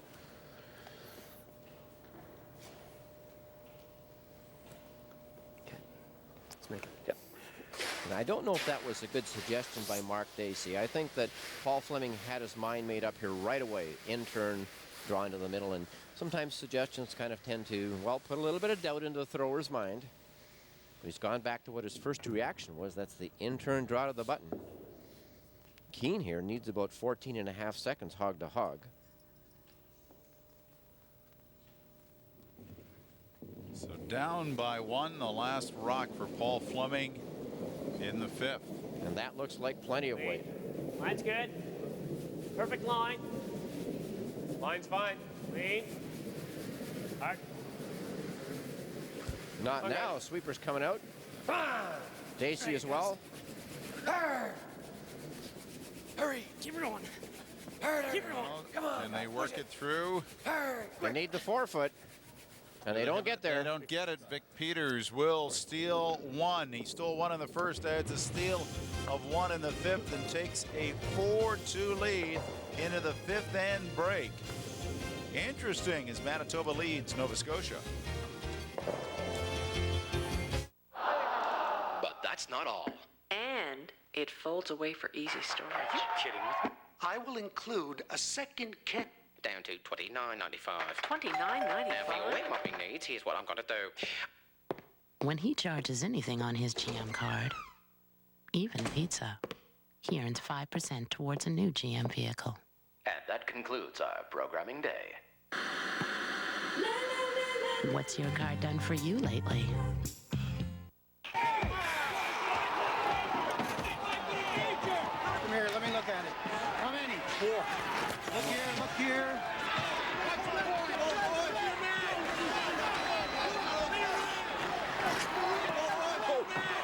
Go, go. All right, do it. Go.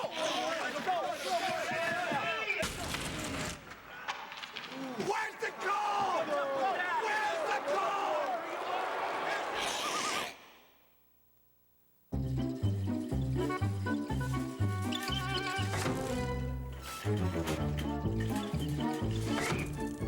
Dinner shouldn't take longer to buy than it does to prepare. Everything it takes to make a meal like this, you can get in minutes. Small, fast, friendly, and helpful. M&M Meat Shops. Hundreds of quality meal ideas. One aisle.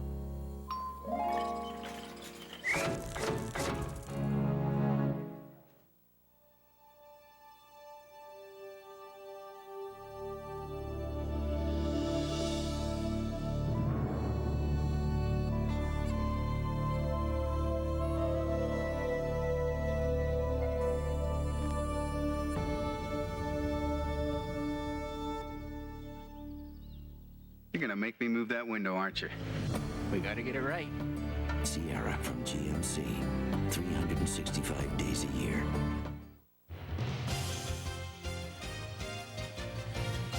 CTV Sportsnet is proud to present the GMC World Curling Tour. Brought to you by GMC Sierra.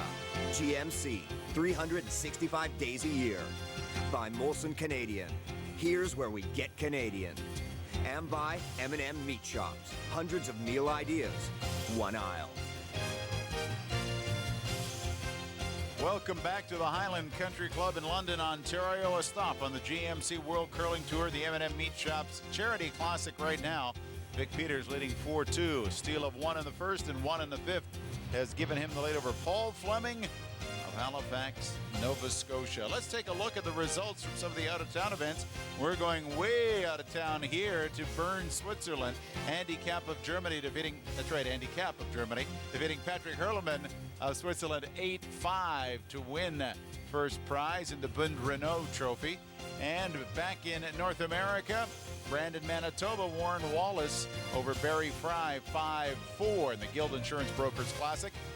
Excuse me, David Wallace defeating Barry Fry. As we move along, the Hat Super 8 Motel Charity Classic in Medicine Hat, Alberta. Brian Derboka and Ken Hunke have moved through on the A side. They will wrap that event up tomorrow, Monday. In the Crown of Curling in Kamloops, last week's winner in Kelowna, Greg McCauley, an 8 qualifier along with Steve Streifel, as they go after $5,000 in first prize money. Good luck at some of the other action in the GMC World Curling Tour. 5th end break. Vic Peters leading Paul Flemming 4-2.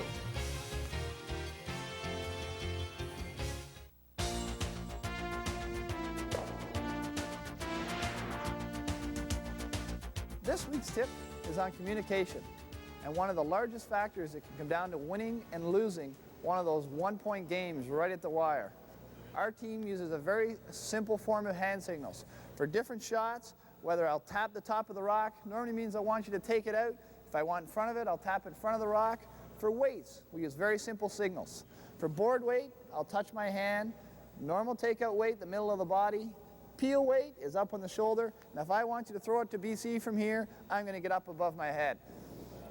My team will confirm back with the same things. They'll let me know by either hand signals or by yelling out the weight of the rock as it's coming down the sheet. And here's another tip. At M&M's, there's always a product consultant on hand to serve you.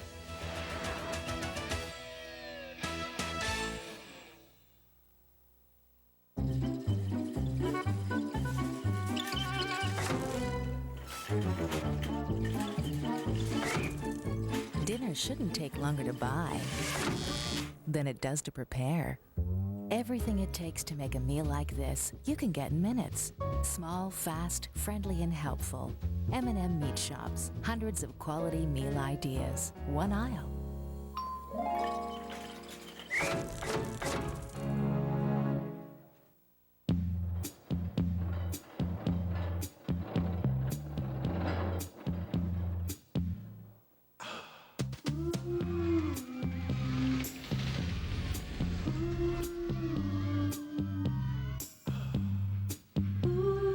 When they charge anything on their GM card, like a family vacation or lunch, they earn 5% towards a new GM vehicle.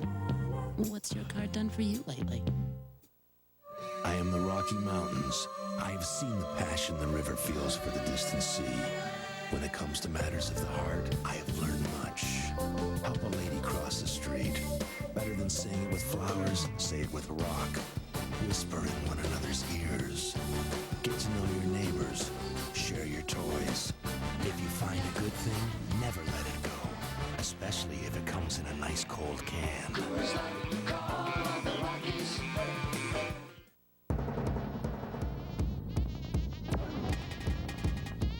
The Pontiac Sunfire Coupe now comes with a new 5-speed drag transmission, 15-inch wheels, and a 6-speaker CD stereo. The Pontiac Sunfire 2000 value package with a ton of extra features and 1.9% purchase financing. Pontiac Sunfire, built for drivers. Let's look at the numbers in the fifth end breakdown. The scoreboard says Vic Peters 4, Paul Flemming 2. And Peters' team with the overall higher percentages there, 82 for the entire team. Drop percentage is higher as well, and 2-point advantage on the scoreboard so far. And Peters with a couple of steals. As we begin the sixth end, Flemming, the hammer. And now 2 up. Peters not going out front with this stone as he has in the previous ends without the hammer. This time coming top 4. And that last rock there that Paul Flemming threw, I think it's the first indication we're seeing of the center area flattening out a little bit, because it looked like he had nice weight. And the sweepers so far have been able to sweep and drag those rocks quite away. But in that end, the fifth end, got into that center area, into the rings, and all of a sudden it wasn't sliding as good.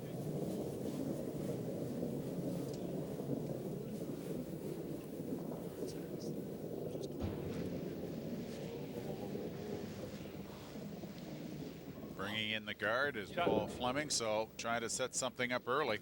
Shot.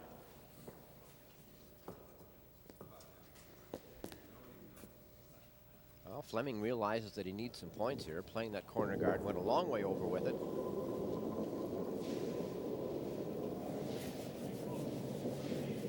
Good line. Where's it? Good line.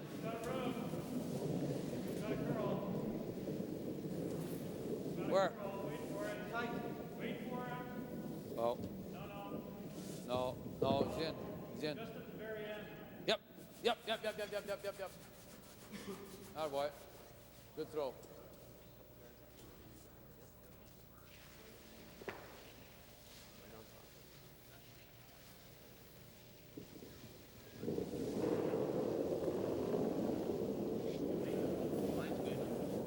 Tom Federley delivering.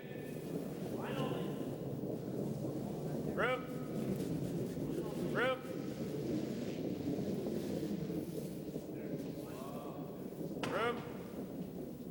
good now.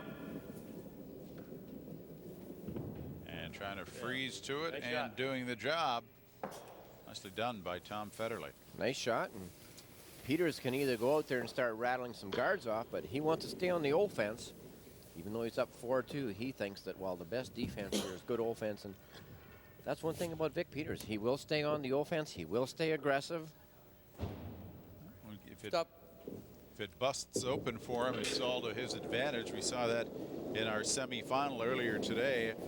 Count of 3 by Flemming in the 6th and a big 4-ender in the 9th.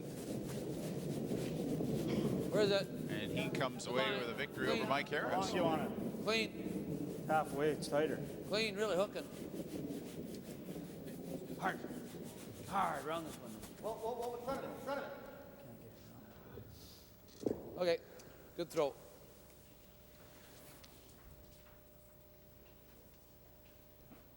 Either here Yeah. or here. No, I like the other one. Here? Yeah, Okay, there we pick up the running surface of the rock, and just have a quick look at it. The only part that touches the ice is that part right in there around the rim. That's called what we call the running surface. A lot of people ask me, how do the rocks slide down the ice? Well, they don't slide very well on perfectly flat ice, and that's why the ice is pebbled. That creates those lumps on the ice, and when the rock runs over the pebble, there's a bit of airflow underneath the rock. And that's very important, so the rock can slide nicely. What? Yes!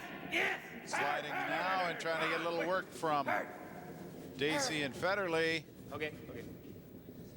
And when we talk about the sweeping and that pebble, what sweeping does is not only cleans the path, but when that pebble is first put down, that pebble is quite crusty, quite hard. Sweeping really smooths it and polishes that pebble so that the rocks will slide easier. It's a little bit compared to, say, polishing your kitchen floor. All of a sudden, you can slide on it a lot easier in your sock feet. So you can see how that pebble is a little bit rough. The rock doesn't slide, doesn't have a perfect, it's like, say, if you put a plunger on the floor and try and pull it along, it won't slide very good. So the curling rock has got a little bit of bumpy area to ride on, a little bit of airflow underneath it. Real hard. Harder! Real hard, guys. Real hard! And we see Dave Smith here next to the rock. Big wide stroke. Doesn't really have to go that wide because, as we saw, that running surface under the cup is only about 6 inches wide. So that's how much area you have to cover. Good shot by Denny Neufeld. Chipped out the yellow and has moved to shot rock on the button.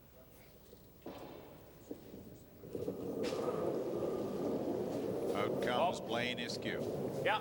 And things working out for Peter, staying on the offense. Has one on the button, one top 4. Peel coming here. Only gets the 1. Actually moves both reds, but leaves his yellow. So Peter's still in control, 2 in the forefoot.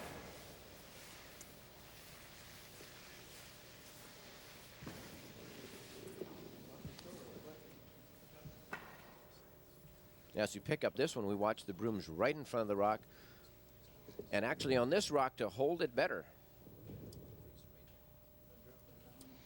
To hold it better, this guy here on this side here, he's able to apply more pressure really to this inside edge, and that's the edge you want to play because the rock is curling that way. So you want the harder sweeping on this edge of the stone. They'd be better off reversing their sweeping. This sweeper on the left next to the stone, be able to get more pressure on that edge, and that's the edge that you can hold the rock straight. Where? Close to the yellow one. Well.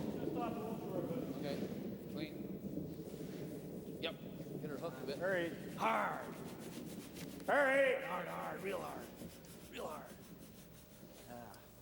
Good shot. Well, they're really boarding this one up. Vic Peters with 2 guards. I wouldn't mind saving those 2 yellow. Yeah. Maybe well, just regular, eh? Wouldn't mind having theirs off the button either. That's not going to happen. Well,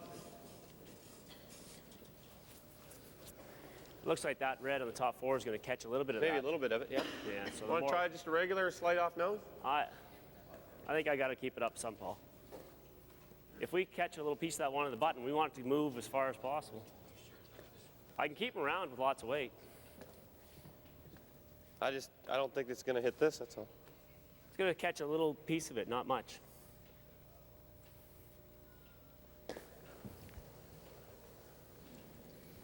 Mark Dacey's been making these straight run backs the whole spiel, and he wants to hit that one straight back. Well, I think actually the Try and get both reds. The more chance you're going to have to hit this. Opposite's going to happen. Well, I can't really, yeah, unless I know it. No, I don't, I'm thinking if I hit it into this angle here. This goes on, it catches, it just grazes that. Okay, well. But I mean, might as well try to move it around a little bit. So what do you like, firm? Yeah, just not my hardest, but okay. Firm. Use that red guard as a guideline, just get by that tight. Hit what you can see. Well, a little. I don't want to hit all I can see because I can see. I'd rather hit it a little bit center line side, just. And from what I've seen and talking to Mark Dacey before the game, he's had to play a lot of these. They've played a lot of good teams here that have been really bearing some stones on him, so he's had to make a lot of straight back raises. And the reason they're in the final, one of the reasons, is he's made a lot of them. Wow. And whoa, coming with some heat. Wow. Girl. Oh, just misses the red on the button, and that was what Paul was worried about. Well, they were unsure if that double would work out for them. Didn't hit it quite where he wanted. Had to curl up another 1/4 inch. Then the yellow that he's raising stays as well in the rings. But it spins off to the right, and he only gets the one in the 4-foot. Peter's pretty dedicated now. He's in this deep now, so he's got to stay with the guard. A little late for him to change strategy and do anything else but go for the steal all the way. Good line. Clean. Clean. Where is it? Oh, off. Whoa. Can't chip off this. Whoa. Clean. Whoa. Yep. Hard. Good shot. Oh boy. And clogs up the center line. Perfect, just where he wanted it. Maybe roll this one into the rings. Well, why don't we want to try this first, and the pro side is a double field? Yeah. Then you might even get that yellow spinning in here. Yeah, if it just nicks the red, though, I can't be playing it with a lot of weight. No. How much weight you thinking? I was thinking... board? I was thinking control, but... Because if I as long as you have enough to move them both, I don't care what weight. Yeah. Yeah, somewhere in the board control range is good. Yeah. Pro side's a little too thin. Get a second one in the rings. Just board, just control weight. Rock stayed in kind of a fortunate spot for Mark Dacey. He wants to play on that yellow, and he could actually chip it off that red. But if that doesn't work, his first priority, you got to get they talked about, is that hitting yellow it straight to get to back here. there. If it's wide, do you think maybe we should go with control? Make sure you have enough to get that spin here. Yeah, well, it's not going to catch much of that red. It should have plenty. Okay. Yeah, I think border control is good. Well, they're going to see where it is about halfway down. Either play it off the center guard, so they spin the yellow into the rings, or get it back onto the proper angle, yellow on a red shot stone. And this would be a heck of a shot if he can make it.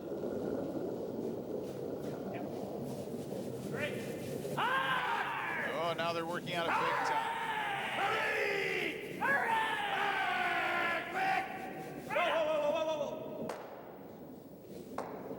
Oh, just nicks the yellow that was there. Well, he was ever so close, but it over-curled for him. Sorry. And that was all release. Looked like when he slid out, he was coming out a little bit inside out. And then he turned it back to the broom on the release.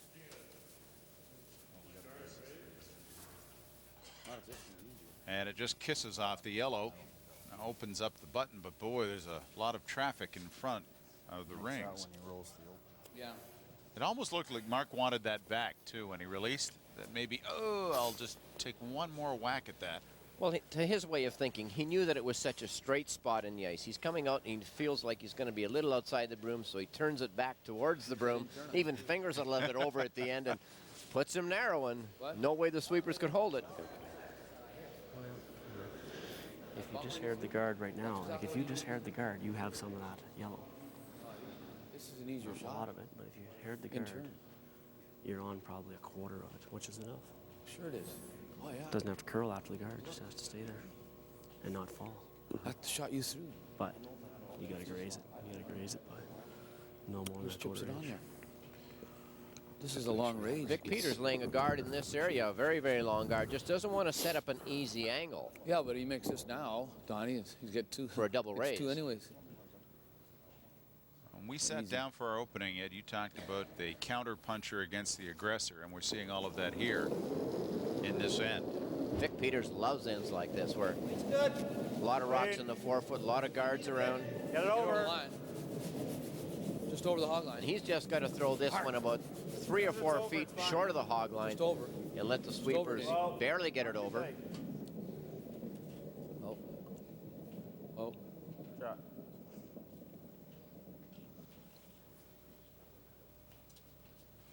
And there might be a good angle there for Paul Flemming, but quite a bit of room for the double raise. Quite a bit of space in between the two stones.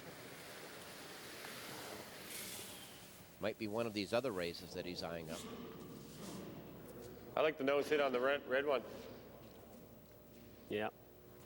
The only other one is like the one he just threw. It's the same situation as mine, where if you hit that yellow and then it hits that red, it spins in. That's not bad either, because we can remove a lot of granite, even if, right?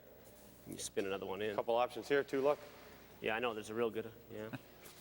Yeah, maybe that's better, eh? Yeah. Yeah? Yeah. But you want the weight so that if this touches that it comes in. Yeah, this is, that could be ugly there, eh? Red, but. No, you're not going to be that far off. It's just off the nose hit, eh? This is the best. Yep. There. To there, so it's just off the nose hit. I don't really have to throw this super hard. No. This line's Yeah, the line's big the thing. key. Just off the nose. Okay. That's where you got to hit it right there. Yeah, I'll give you regular. Okay.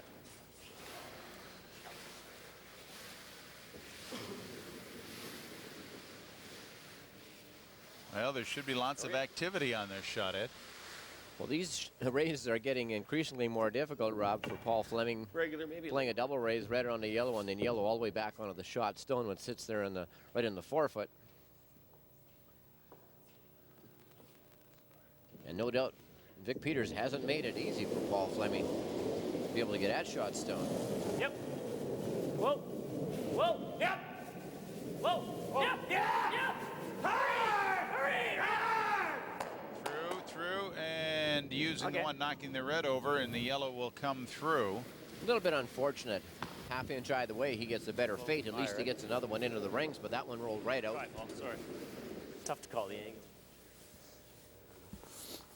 And this was so tough. Just curled about a half inch more than they wanted.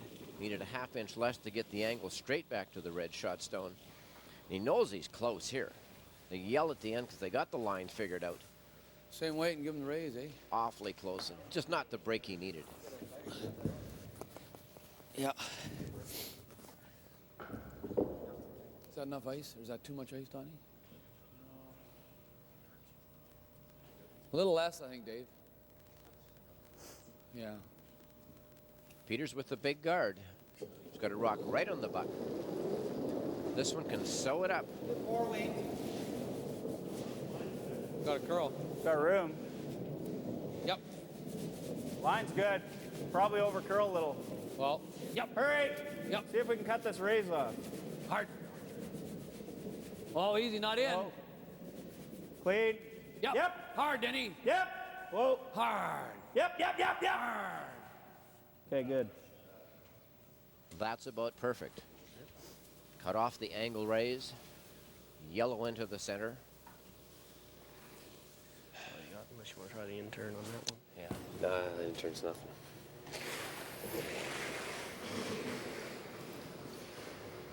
Spot of trouble for Paul Flemming.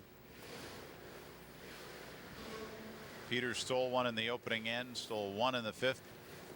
4-2 lead. And that is a Peters stone right on the button. Very risky shot here. Looks like all he's got is that red straight back off of this one, but got to be careful not to hit it on his own. Give up an extra point.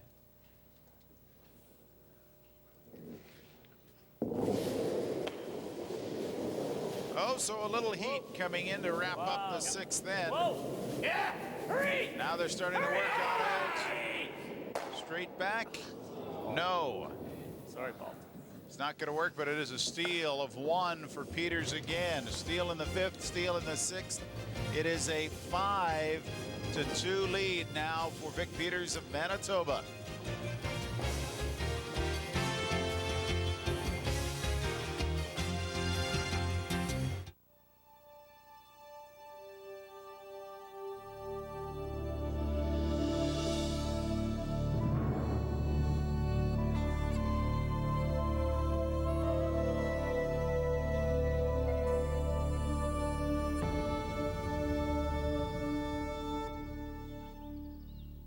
You're gonna make me move that window, aren't you? We gotta get it right. Sierra from GMC. 365 days a year. Come here, let me look at it. How many? 4. Look here, look here.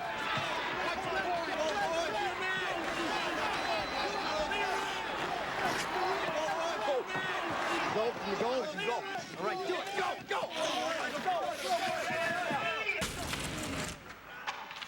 Where's the goal? Where's the goal?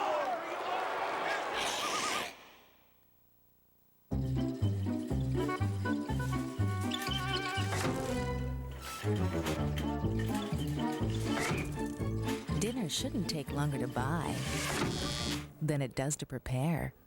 Everything it takes to make a meal like this, you can get in minutes. Small, fast, friendly, and helpful. M&M Meat Shops. Hundreds of quality meal ideas. One aisle.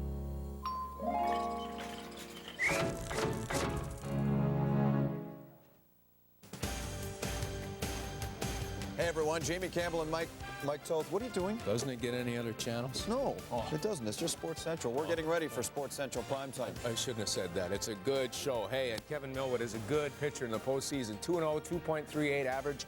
He gets the ball for the Braves in Game 2. NHL, the Canucks are in New York, and 2 games in the CFL, the class among them, BC and Calgary. Sports Central primetime. Hope to see you then.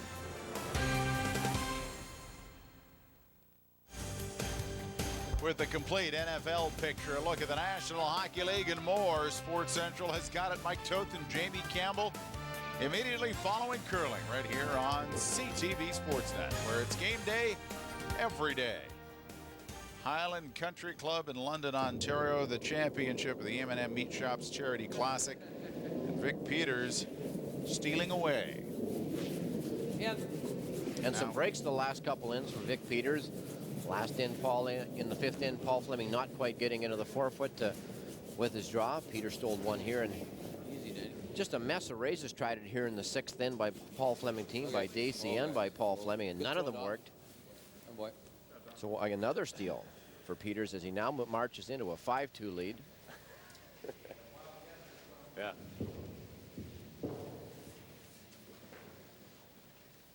And Don Harvey's curling a heck of a game here for Vic Peters. That one once again right in top forefoot.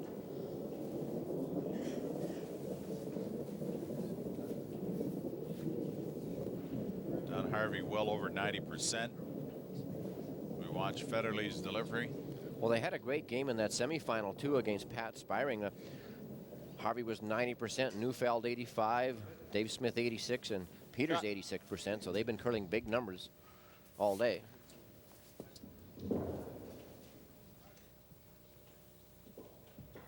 And for the leads after 6 ends of play, look at that, Federley at 90%, Harvey 96.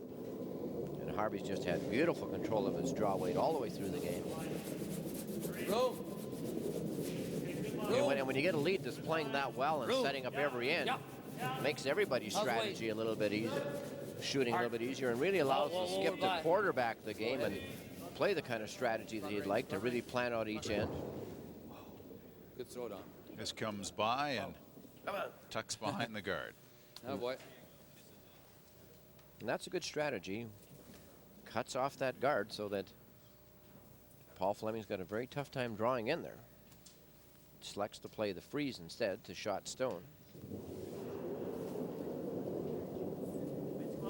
Yep. Line. Line only. Yep. Hard line. Hard line. Hurry. Hard. Hard. Quick. Blaine and Mark working that one hard, but not going to get it by that top red. Okay, sorry. Bumps it aside, yellow in the open with a little backing though. Here at the Highland, there's the man in charge of the ice, Jim Champagne. Peel. He's been making the ice here at the Highland Club for 9 years. Very good ice maker. Bill, wait. Uses the Ice King machine for breaking the pebble, and uses deionized water, you know, what they call the magic water, takes all the chemicals out of the water, makes the ice very keen. There's the machinery that you mentioned. Got the valet parking spot there. Vic Peters now 3 up. You wouldn't normally see him play this just 1 up, but 3 up he's decided, well, let's keep it fairly clean here. Let's take the game into the rings. Goes out and peels off that guard. And now Flemming has to be careful. You know, if he comes into the rings, he may find that Peters will run a double on him, and all of a sudden the field of play is gone. Denny Neufeld 88%, Blaine Iskew 75 through 6 ends of action. Looks heavy. Okay, tight. Halfway guard.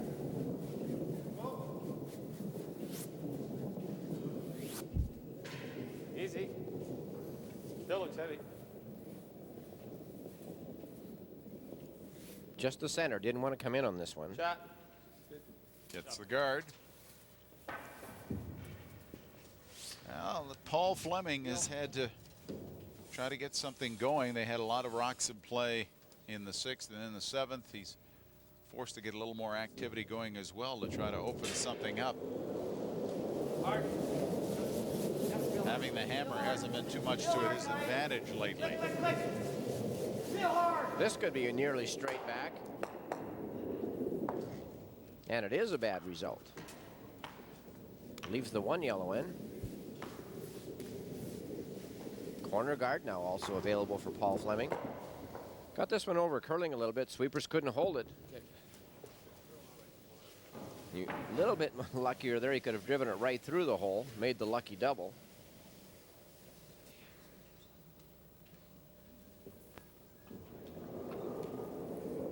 Exactly what he's trying now. Go in behind the corner. Wait, isn't it? It's okay. Blaine Iskew with his last shot at least the 7th end. They were a little concerned about the weight, but it looks like it's holding up now. The problem is, look at this hooking. That's okay. No, it's going to level off. And we saw this spot in the 3rd end where nobody could bury one in this area.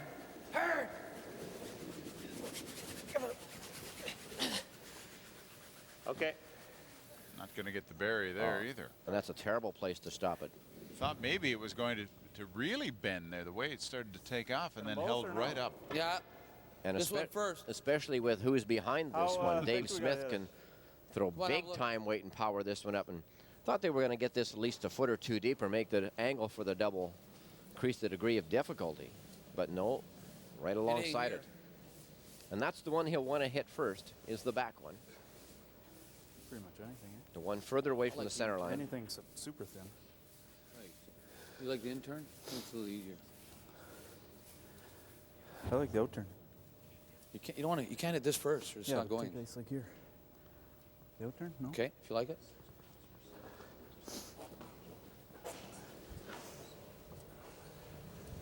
This will be big weight from Dave Smith. Once the contact this stone here first, your shooter then jumps straight sideways, sending that yellow one straight across the sheet. And remember, the rings here are very lively, very keen, no frost at all on the sides. I don't expect him to miss this. Half rock, good. And something lively.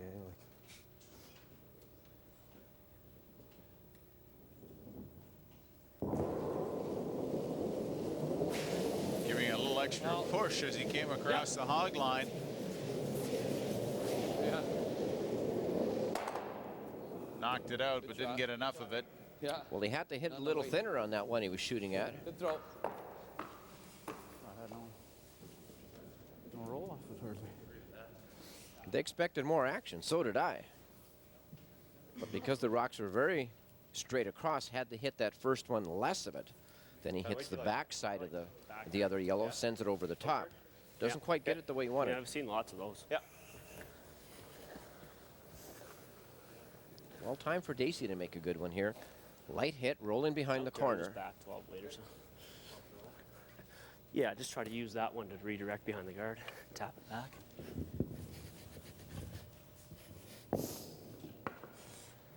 Thirds very close. Dave Smith at 73%.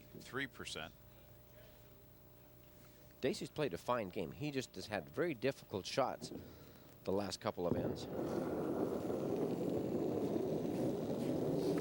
Wow. Wow. Outside.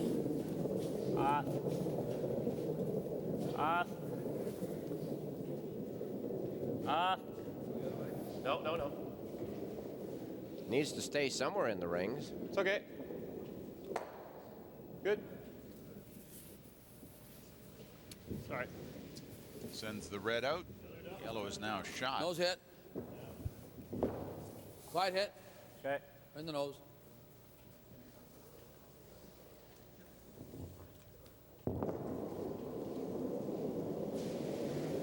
Yeah. Well, clean. Sweepers on it. Yep. Using the 8-ender transformer brooms. Want it right on the nose, and that's what they get. Yep. Similar weight. Whatever weight you like, I don't care. Yeah, that was just kind of hackish weight. Yeah. Same? Yeah. Well, Paul Flemming asking for more of the same from Mark Dacey. Same kind of weight. That was Well, I'm surprised they're not coming with the end turn. That's a little easier turn to hold on the sweep here for this hit and roll in behind here. Might even get a little bit of a double This is there. where Tom's really crossed move both those times around. there. You think that's enough? Yeah, let's go a little more. Just a hair. Well, I just feel it's the wrong turn. There's an easier turn right now to make this one.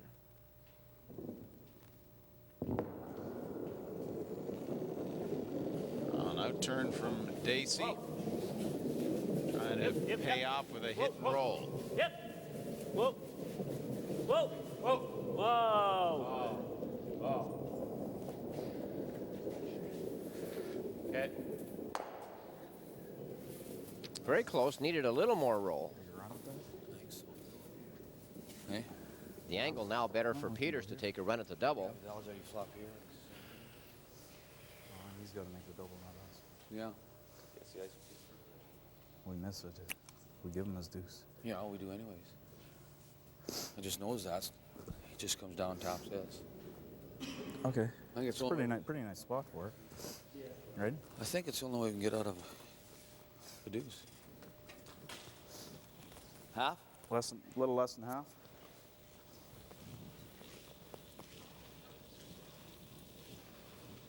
Can't nose either one, you know. Heard Dave Smith say just a little bit under half. Then It we looks gotta like go about half, though, right about there on It's the really stone. the only way I can see not giving up a deuce. Straight across for the double. A little less.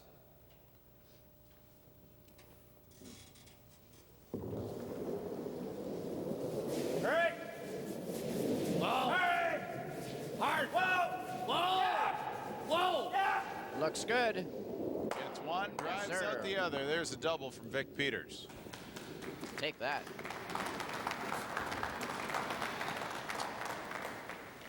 And that was the problem created there when Mark Dacey didn't get the roll in behind the corner. Cost them 2 points, and now Vic Peters, just a perfect double. Hit that absolutely where he wanted. Sweepers just keeping it clean. Dave Smith knows they have it. Still there, Mark. And those type of shots, it's really usually really difficult good. to describe whether Yeah, you're they're hitting tough, exactly half a rock or there's just the eye kind of catches coming down the ice, the angle that you want striking that stone. It just comes from a lot of experience playing the game for a long time, seeing a lot of stones hit and jump off. Well, the skip numbers tell a huge tale. Paul Flemming, who was 86, A little less? or in the 80s anyhow, his semifinal has slipped to 56%. And in his defense last end, he played nothing but tough shots, straight back raises. And a lot of his own making, though, when he missed that draw in 7, Mine's got good. 2 down. He hit 2% really had to go in the for it. semi Room, and then room. Lot of room. has not been able to get Lots right of back room. on track Room. at all. All kinds of room. Line's good? Mine's Here, good. freezing to the backward. Clean. Yep. Clean. Yep. There. Room. Whoa. Whoa. Room. You're by the top. Right off. Right off. Right off, Tom. Whoa. Wow. Beauty. And right to that back stone. Well, now he increases the degree of difficulty for Vic Peters on his shot. He could probably even get the nose hit. Oh, he can nose it. Nose hit, eh? Nose hit would make it. What? Nose hit would do it. That in turn's gonna run him back. Raise that one out. Take an out turn. Right in the nose will go. What?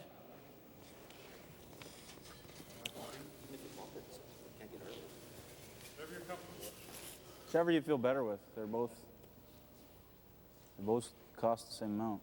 If you got any kind of line on that thing with freeze, how's he gonna get ours out without losing the shooter? I mean, just a top. Yeah, just That's the gist of it. His curled so much, I don't think mine will curl like that. You know, that's the just come problem. down to it. Yeah, I don't know. His curled hard. I don't know if.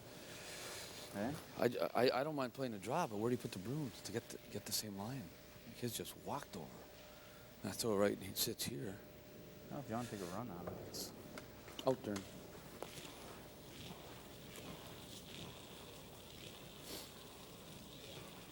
I just don't think mine will do it. You know, like where to put the broom for the freeze. Vic Peters, a few options. Could have played the freeze into the yellow or this What? red one back onto it. Instead, out turn just a straight spot right down the ice, just hair by the red. Move that yellow off his own red.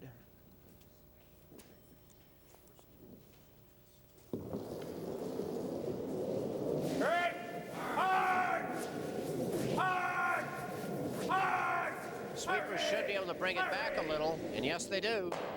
Drives it out, and 2 reds counting. So Paul Flemming taking a look at options here. Throw a little more weight. Your turn now. Yeah. Yeah. I think that's the best rock that Vic Peters has thrown in the whole game. Really threw that one well. Right up the stick. Sweepers managed to bring that back and hold the line and had big weight and managed to spill it right off his own red. Stab her back. Yep. Yeah.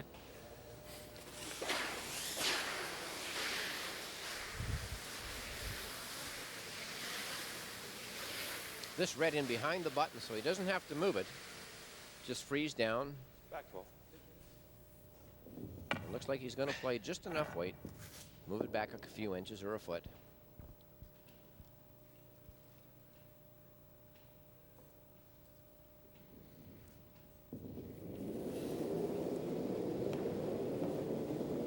Clean it. Hard. Hard for line. Hard for line. Clean, clean, clean. Clean. Clean. Good. Shot, Paul. And Paul Flemming does what he has to do. He taps it back to pick up 1. Narrows the gap. It is 5-3 after 7 ends. This is the championship, the M&M Meat Shops Charity Classic.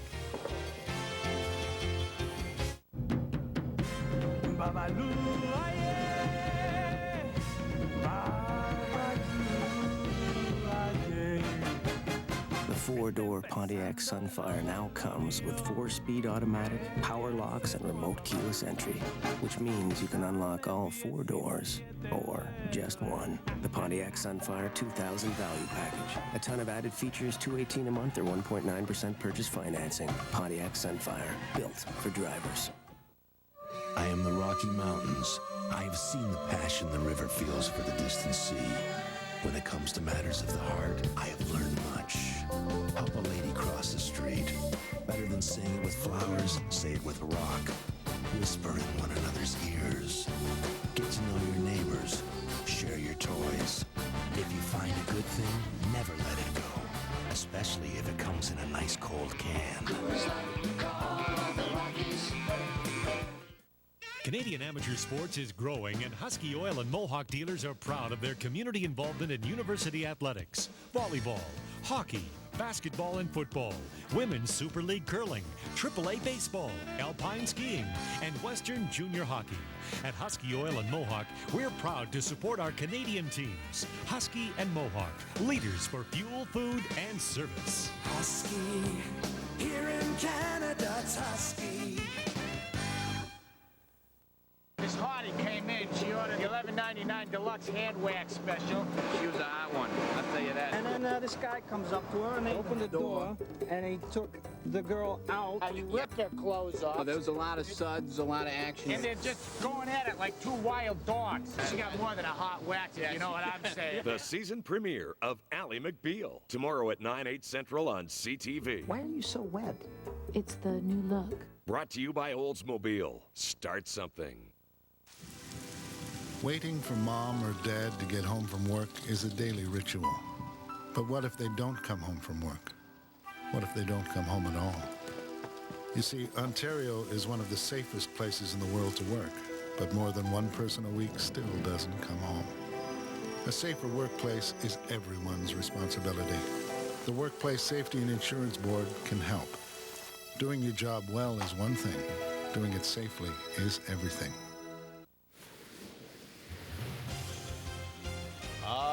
It's time for a little bewitching, and we will unmask a champion next week in North Bay. In fact, they've sent out the hounds for us, Ed. North Bay Curling Classic, total purse of $46,000. We'll have semifinal and final coverage beginning at 3 Eastern on CTV Sports at our Halloween special. And Ed and I are going to dress up as broadcasters. It's a stretch for us, but we're going to give it our best shot. And welcome inside the Highland Country Club. Highland's been around since 1922 as a golf and social club. In 1959, they added the curling aspect. There are 6 very good sheets of ice. What? Good job. And some terrific curling right now in this championship between Paul Flemming and Vic Peters. Peters with the hammer up 5-3 in the 8th. And with that first stone placed into the free guard zone by Paul Flemming, Peters can't remove it entirely from play till after the 3rd stone at the end is played. Doesn't really want anything in the middle, so playing one here over to the side, all the way into the rings. So Don Harvey wants to have enough weight, really without much sweep, have it into the rings. Okay, curling hard. Off then, didn't he?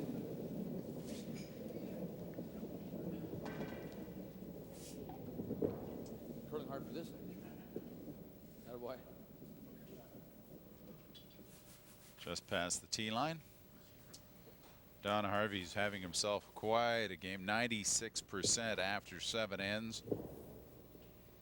And 91% for Federley. Not bad at all, but Harvey is really the one that's controlled the lead situation. He's had such beautiful weight through the entire game, putting those stones right about to the foot or the 6-inch point where they wanted them on every shot.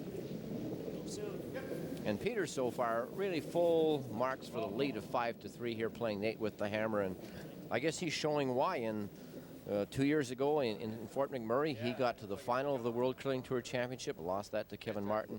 Last year he got to the semifinal of the World Curling Tour Championship in Winnipeg. There Howard beat him, and then Howard lost the final to Madaw.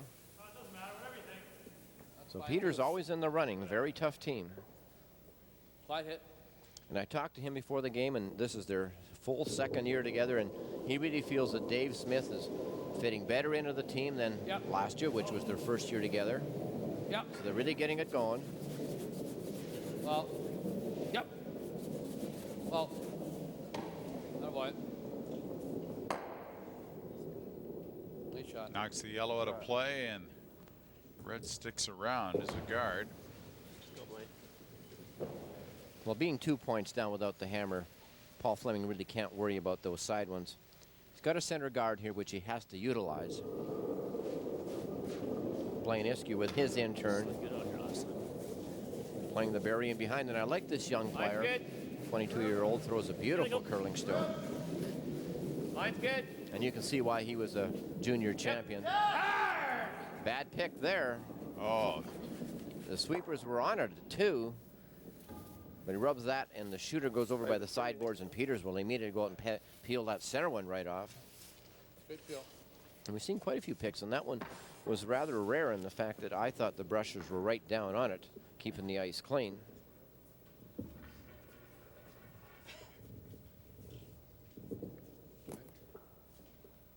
For Flemming now, nothing going right at this stage. Hard. Clean. Out of the hand of Denny Neufeld. Hard. Okay. and does his job peeling away the guard.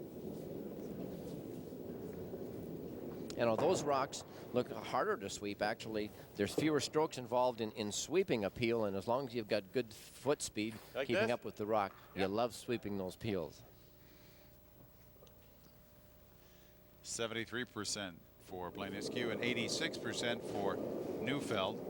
Neufeld just a picture of consistency all day. He was 85% in the final, pardon me, in the semifinal, now 86%. Yep. And this is the final game. Hard. Hurry. That's good. All right, guys. Short's fine. That's fine. It's okay. Okay, Blake. Tried to play the freeze around that very tight red rock just in front of the top of the 12, and Peter's out to peel the guard. Peel.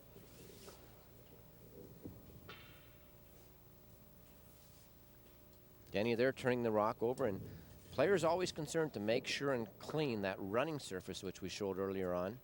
Clean that perfectly. A lot of them use the brush, some use their hand to clean it. Do that while the sweepers are cleaning the line, making sure the rock picks up nothing between the hack and the hog line area, or even past the hog. Good job, Dave. And that peels away. Well, we've been talking about winning cash, and the top 20 in North America get a berth to the Players' Championship. They also invite the top 2 money winners from Europe. And right now it is Ulrich Schmidt, courtesy of his big win in Winnipeg, leading the way. Andy Kapp, you add in the cash that he won today in Switzerland. He's got 11,675. Then Ralph Stockley, Werner Attinger, Christoph Schwaller, Patrick Hurleman. They're all in the hunt for those top 2 positions. And then the ticket to the Players' Championship. And in those top 6, we noticed that 4 of those teams are from Switzerland. And Switzerland does have a lot of very strong curling teams, but Switzerland also has the big money events in Europe more than any other country. So in those events in Switzerland, you get more Swiss teams playing, and they do really add up the money total. Why?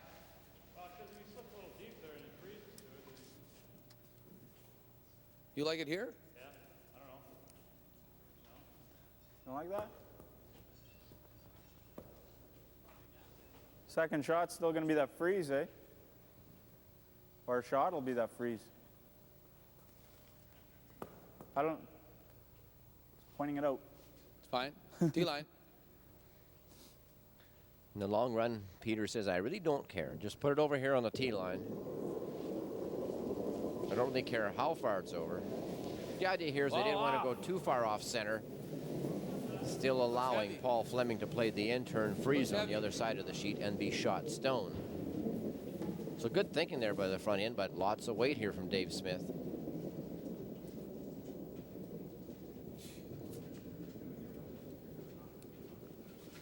A little too much muscle for Dave Smith. Kevin Martin was taking part in the event in Switzerland. He finished 5th and won just over $2,000. But I'm sure he drew quite a crowd every time he played over there. Now, I think over the next few years, and particularly this year, there's still going to be some teams going over to Europe. There are a few more events on. There's a Spiel in Engelberg in December. And in January, there's a wonderful event in Grindelwald, Switzerland, around January 17th. Quite a few of the Canadian teams are invited over to that one. Now, why would they go over there? Just to get some European competition? Or vacation? Well, number one, the money's pretty good in some of the events, and the Swiss are very hospitable. Quite often, the events will put something in for the trip, and sometimes even provide the flights and the hotels. I know I've been to Switzerland in many of the Spiels, and they've done that. So over the years, Switzerland has really put a tremendous amount of money into curling to bring Canadian teams over, and they've learned a lot from those teams over the years, and it really paid off. You look at the last Olympics, who won? Patrick Hurleman in the men's side won the gold.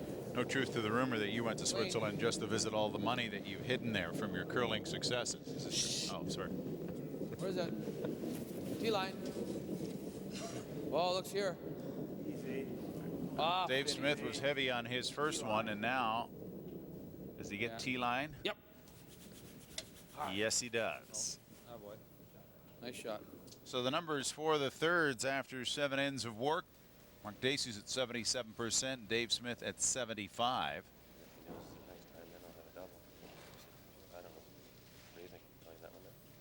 If you make it, he's still shot stones. Yeah. A bit of a pickle here for Paul Flemming. I mean, in order to get shot, it has to be 2 down, looking at 2. Anyway. But if we go there, then he just goes here, right? Nothing. Yeah. What's your first call? I'm not so sure. It's not easy to get in there. Well, if somebody would throw one good, we'd probably make one. Yep. I suppose it doesn't really. Shot's good, but I mean, I don't want to. No, you want to be shot. Free. You definitely want to be shot. Otherwise, he's going open side on you. One shot they haven't considered here. They are 2 down playing the 8th without the hammer. Looking at a freeze right here, and I think that's a good shot if they freeze here. One thing they didn't look at is just playing a center guard tight. See what Vic Peters would do with it. If he doesn't remove it, then they could come behind it. And if he tries to remove it, he might drive it onto either one of the red, doing the job for them.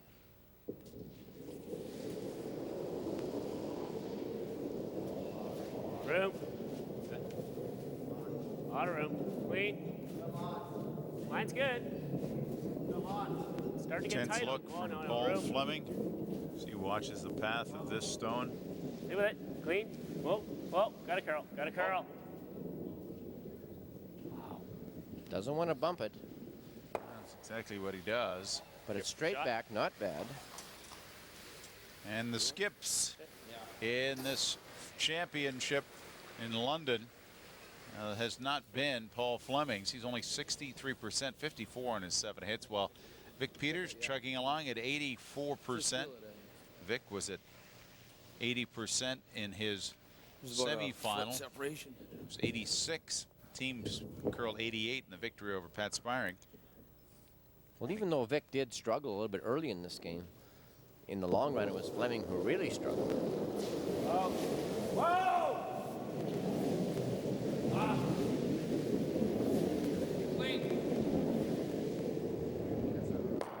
And he peels that away. Didn't like the yellow hanging around in that position. Didn't get a whole lot of it, but just enough to chip it straight out sideways. Same shot here now for Paul Flemming. He knows the path, knows the weight, just played it on his first one. Not much choice now. Has to play straight freeze.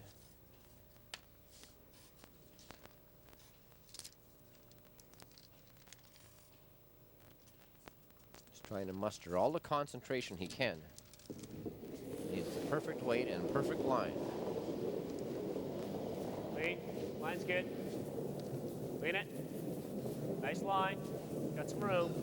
Federally and Eskew on it right away, keeping it clean. Got a curl. Got a curl.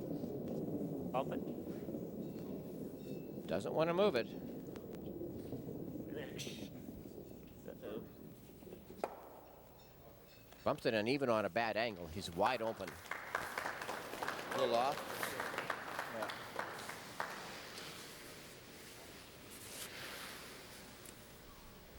Vic Peters with what really could be Still hits here. the final winning shot of the game. A hit for 3 to go up 5.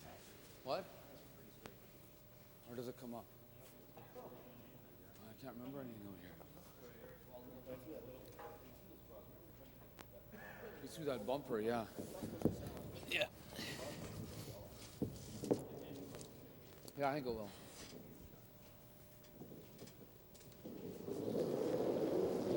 Vic Peters with the final rock in the 8th end. Clean. Up. Up. Does he get what he wants on this? Drives it out. Will count a pair. And they will count 2 to go ahead by a score of 7-3. So more from the Manitoba Machine in London.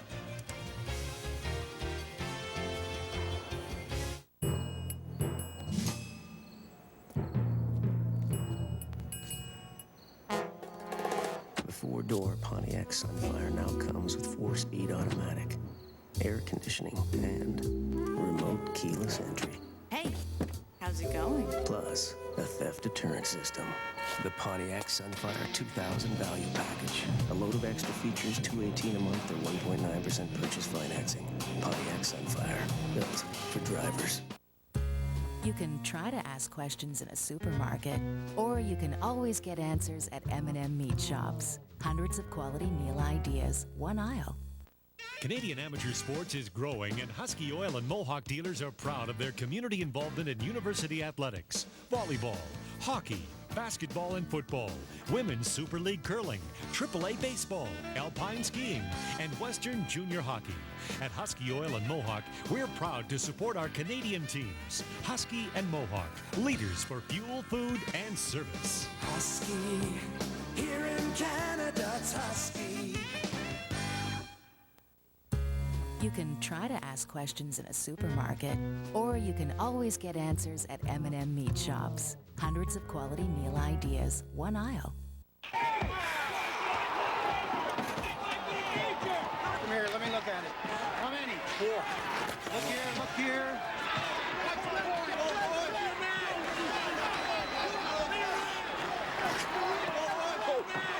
Go, you go, you go. All right, do it, go, go. All right, go. Where's the goal? Where's the goal? You can try to ask questions in a supermarket, or you can always get answers at M&M Meat Shops. Hundreds of quality meal ideas, one aisle. The Tour Championship. It's a game of numbers. 4 rounds. 72 holes. The top 30 money winners. A purse of $5 million. The hunger to be number one. Hal Sutton defends his title against the PGA's best, including Tiger Woods, David Duval, and Canada's own Mike Weir. The Tour Championship beginning Thursday at 3, 4 Atlantic on CTV Sportsnet. Game day, every day.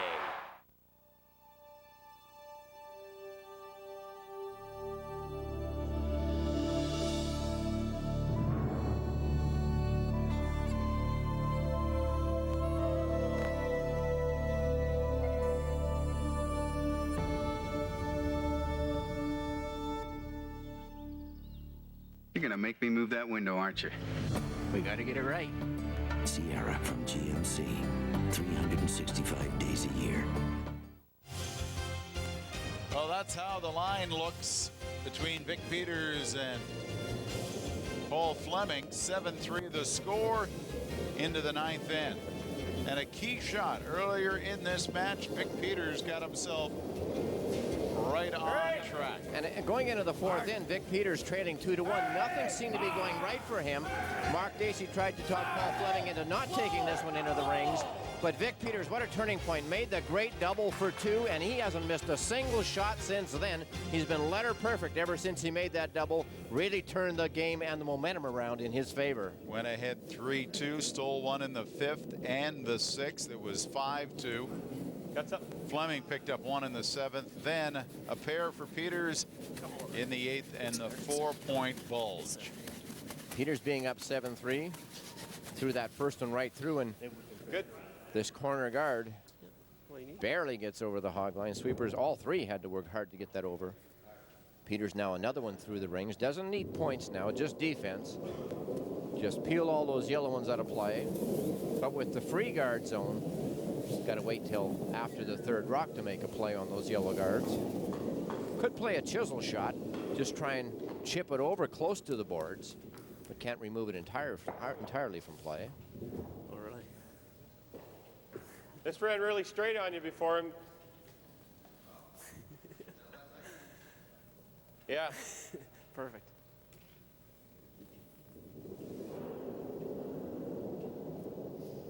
Wait, Tom. I think that's picking again. Easy. Easy. Yeah. Not a lot of handle on that one out of the hand of Federley. Now going to one full revolution. Nice shot. Holds the turn and goes over the line. Half turn. Halfway hog the rings.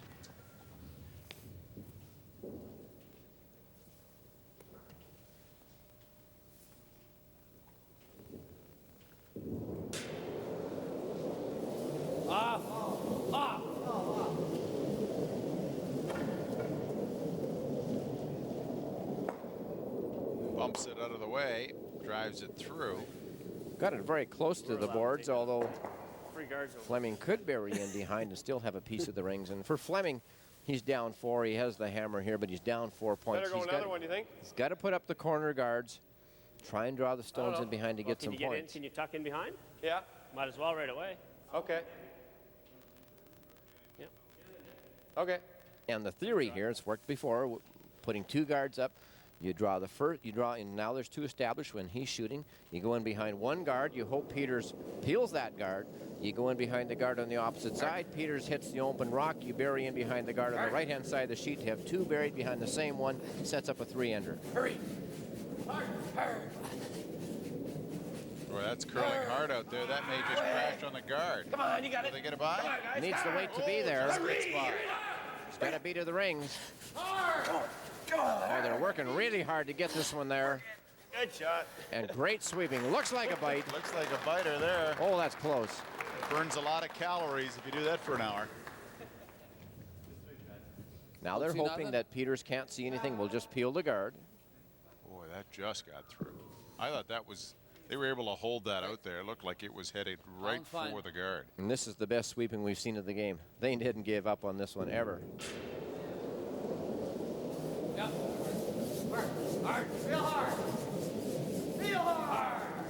Trying to hair by to get the back one. This one crashes on the guard. Now the 3 is possibly set up. Bury in behind the one on the right hand of the sheet, and you even want to go deep.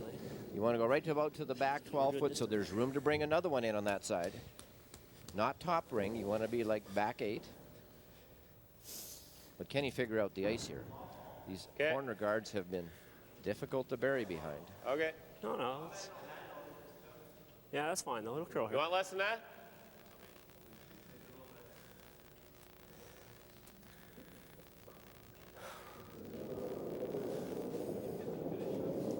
Easy. Whoa. Whoa. It's not heavy. Looked like he started that one a little inside, which you might need to bury in this spot. Not heavy. No. But lots of room by the guard. Gotta get it in or no? Yeah, you might as well. Yep.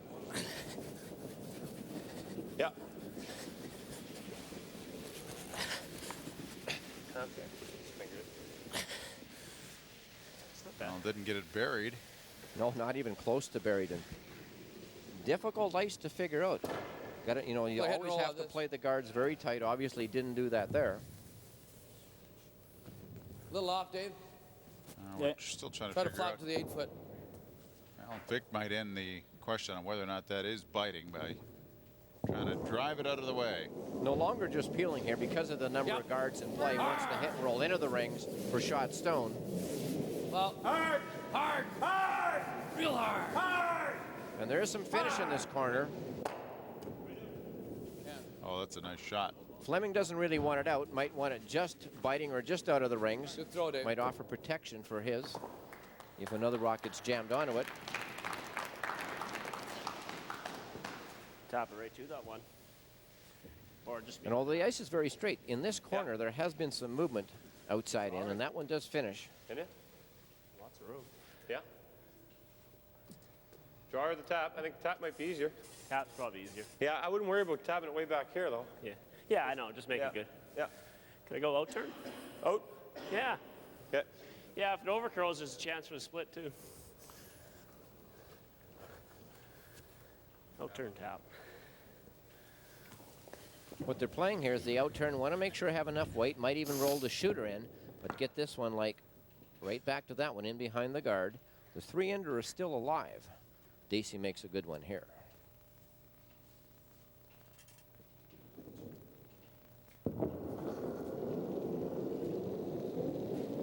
And being 4 down, 3 is a much bigger end here than 2. Whoa! Going into the 10th end. Let it curl. Mine's good. Wow. Right on. Mine's good. Wow, let it curl. That's good. Nice shot. Way back. Hard, Paul. Hard!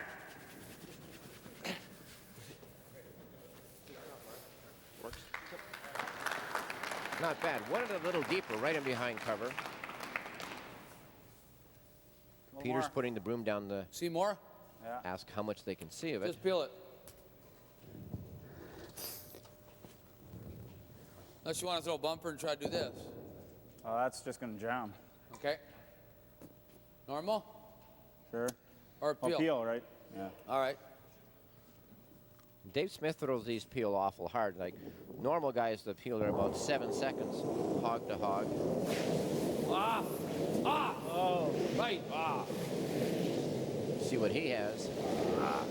That's 6 second peel, but a little outside, and he breezes that one.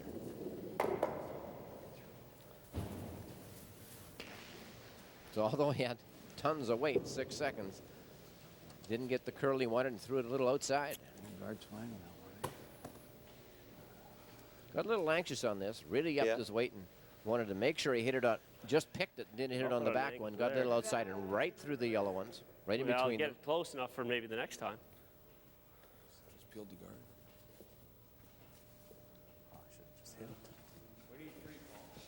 I was hear Vic and Dave muttering. And Or what else were you thinking? Maybe well, split that? maybe we should have Like peeled a the guard. Dave says maybe heavy I should draw have hit like it. This? Try to draw Well, the by, one thing you don't kick do it, there is miss roll it. everything. Yeah. Kick this in? Yeah. That's not bad. Straight around this one. Leave it high. Leave him that. I don't high. want to leave him that shot again. What about... No, that's not good either. Is that any good? No, because then You he's... gotta move it, because you'll just get it. You gotta tap it back to the red one and roll your shooter behind. What if you freeze it on the line of that? Is that too much of an angle? What if I just tick it? Like, what if I throw a back line weight, back 12, and hit 2 inches of it? Yeah. It's just if you...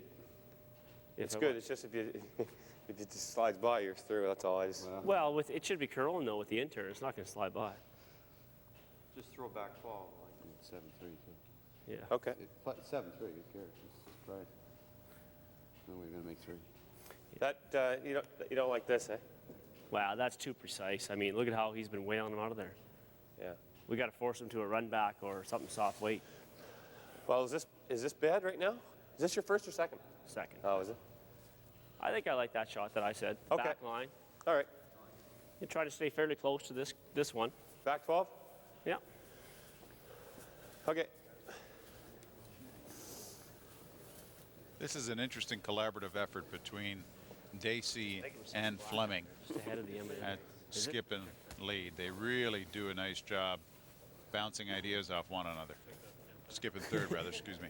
Well, a lot of discussion there, and looks like the decision was finally made to play a tap on that yellow, try and split it over to that red one, roll their shooter What was that weight like last shot? in That was behind back this line? yellow to get both stones in behind guards. And Don't go by Blaine's there. I think where he's setting the broom down here is an awful lot of ice. I think he could probably have a foot less.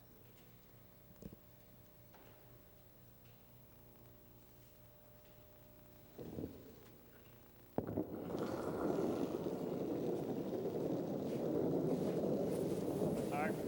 Whoa. Whoa. Close. Whoa. Whoa. Nothing Whoa. yet. Yeah. Whoa. Whoa. Got a Whoa. curl. Whoa. Nothing. Close. Off. Whoa. Falling No. back a little. No.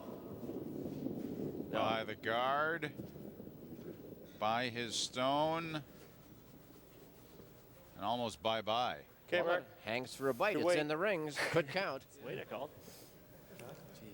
Thank heavens he didn't have any more weight than he did. 2-3 inches. Never did get to the stone that he was trying to move. A little bit too much ice, not bad weight. Another foot weight. If he What do you see weight, of he that? would have been right out the back door. This one.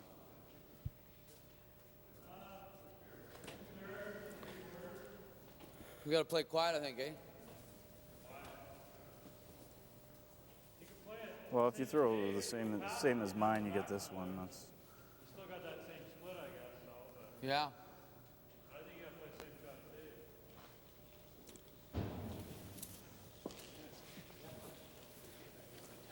Well, they missed it the first time with Dave Smith, and it looks like they're going to give it another shot, but Vic Peters will be throwing, and he has been deadly. And the one You thing don't he like it doesn't quiet, want eh? to do is hit that yellow one or the red Trying back to there. flop? He's just going to play it tight Yeah. and chip it over the top. If he goes by, he gets that What? other yellow. He's up 4. He's got to make sure he gets rid of at least one yellow. You can jam it just easy with this shot, you know. It was quiet. And he did miss some draws early in the game, in the second and fourth end. By those percentages, you'd vote hit. Hard. Low. Low. Yep, hard. Low. Shot.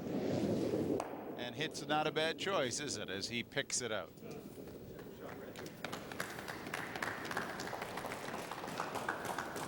If he buries it, I hit the back one. And Vic got the right one. He wanted this top one because the back one is totally exposed for his next shot. Yeah, but then this is going to be wide open, Blaine. Split's not there. Too high. Yeah. Yeah. Two's, you know. I'd say a little less ball. Well, nobody's over curled. Still the same? Like just maybe half a second slower than today? Yeah. Just got to just ever so slightly be there.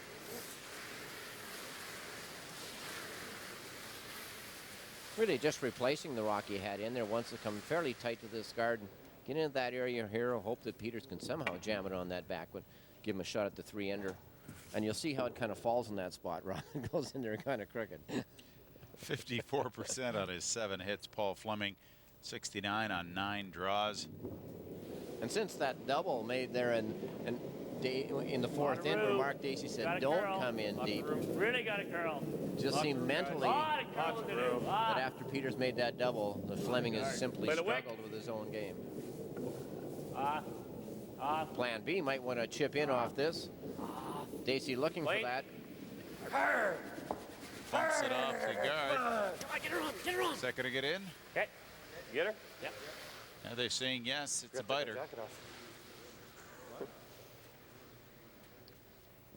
Well, I don't think it's going to help very much. Peters is playing a hit on the back one. Looks like it's biting. And try and stick. Yeah, but if we had on the I think we could afford so much less ice there. Like how close have we come to the guard on any short attempts? Foot at the most. At the closest. If we got, I don't mind hitting and rolling it, but I If don't you, think we if need you to roll a little bit here, there's no double. Yeah, I don't like a nose. What? I don't like a nose. Then he's got a double. For 2. Just peel? Yeah. Yeah.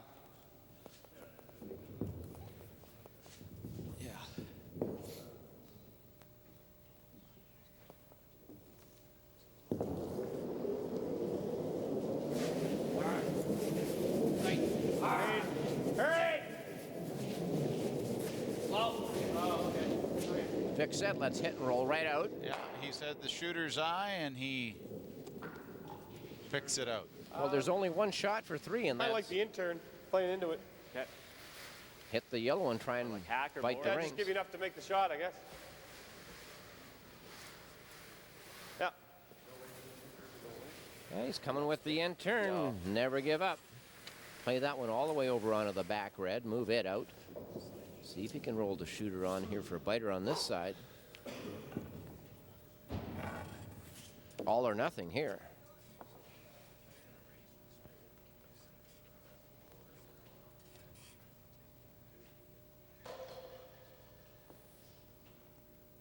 Well, we saw Paul Flemming make a great shot in the 9th end with the final stone. He needs a terrific one here. Whoa, yep. Stay in it against Vic Peters. Yep. Hard! Hurry! Hard! Starting to move. Can they hold it?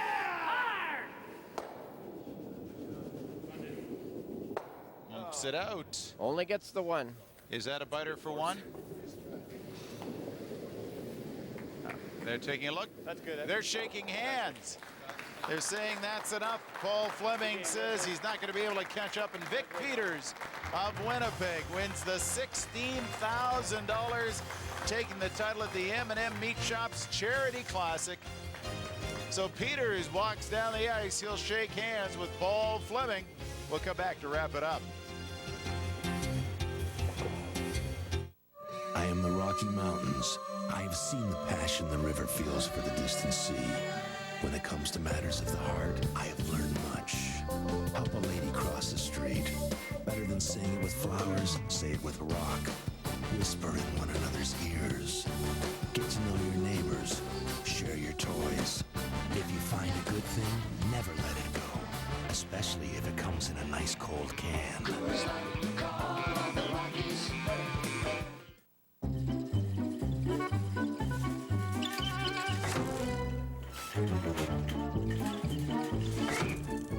Dinner shouldn't take longer to buy than it does to prepare.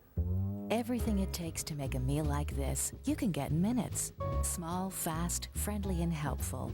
M&M Meat Shops. Hundreds of quality meal ideas. One aisle.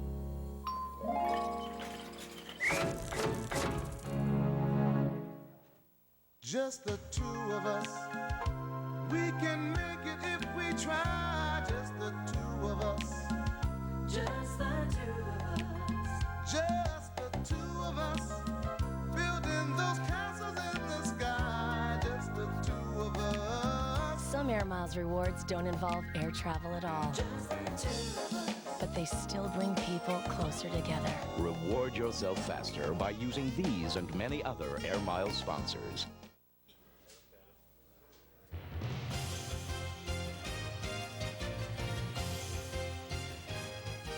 CTV Sportsnet is proud to present the GMC World Curling Tour, brought to you by GMC Sierra. GMC, 365 days a year. By Molson Canadian. Here's where we get Canadian. By M&M Meat Shops. Hundreds of meal ideas. One aisle. And by Husky. In Canada, it's Husky and Mohawk for fuel, food, and services. Well, Paul Flemming picked up one, but he would have been down by 3 without. Vic Peters of Manitoba wins 7-4 to take the M&M Meat Shops Charity Classic and is going to take home $16,000. Tournament chair and sponsor Brian Davey of M&M Meat Shops making the presentation. There's the trophy for Team Peters. Don Harvey, Chris Neufeld, Dave Smith, and the skip Vic Peters are taking home some cash to Manitoba. $10,000 to Paul Flemming. Next event, 1 week from now in North Bay, Ontario, the North Bay Curling Classic, $46,000 on the line. Up next, Sports Central with Mike Toth and Jamie Campbell. For Ed Lukowich and the entire CTV Sportsnet crew, I'm Rob Faulds. Take care, everybody.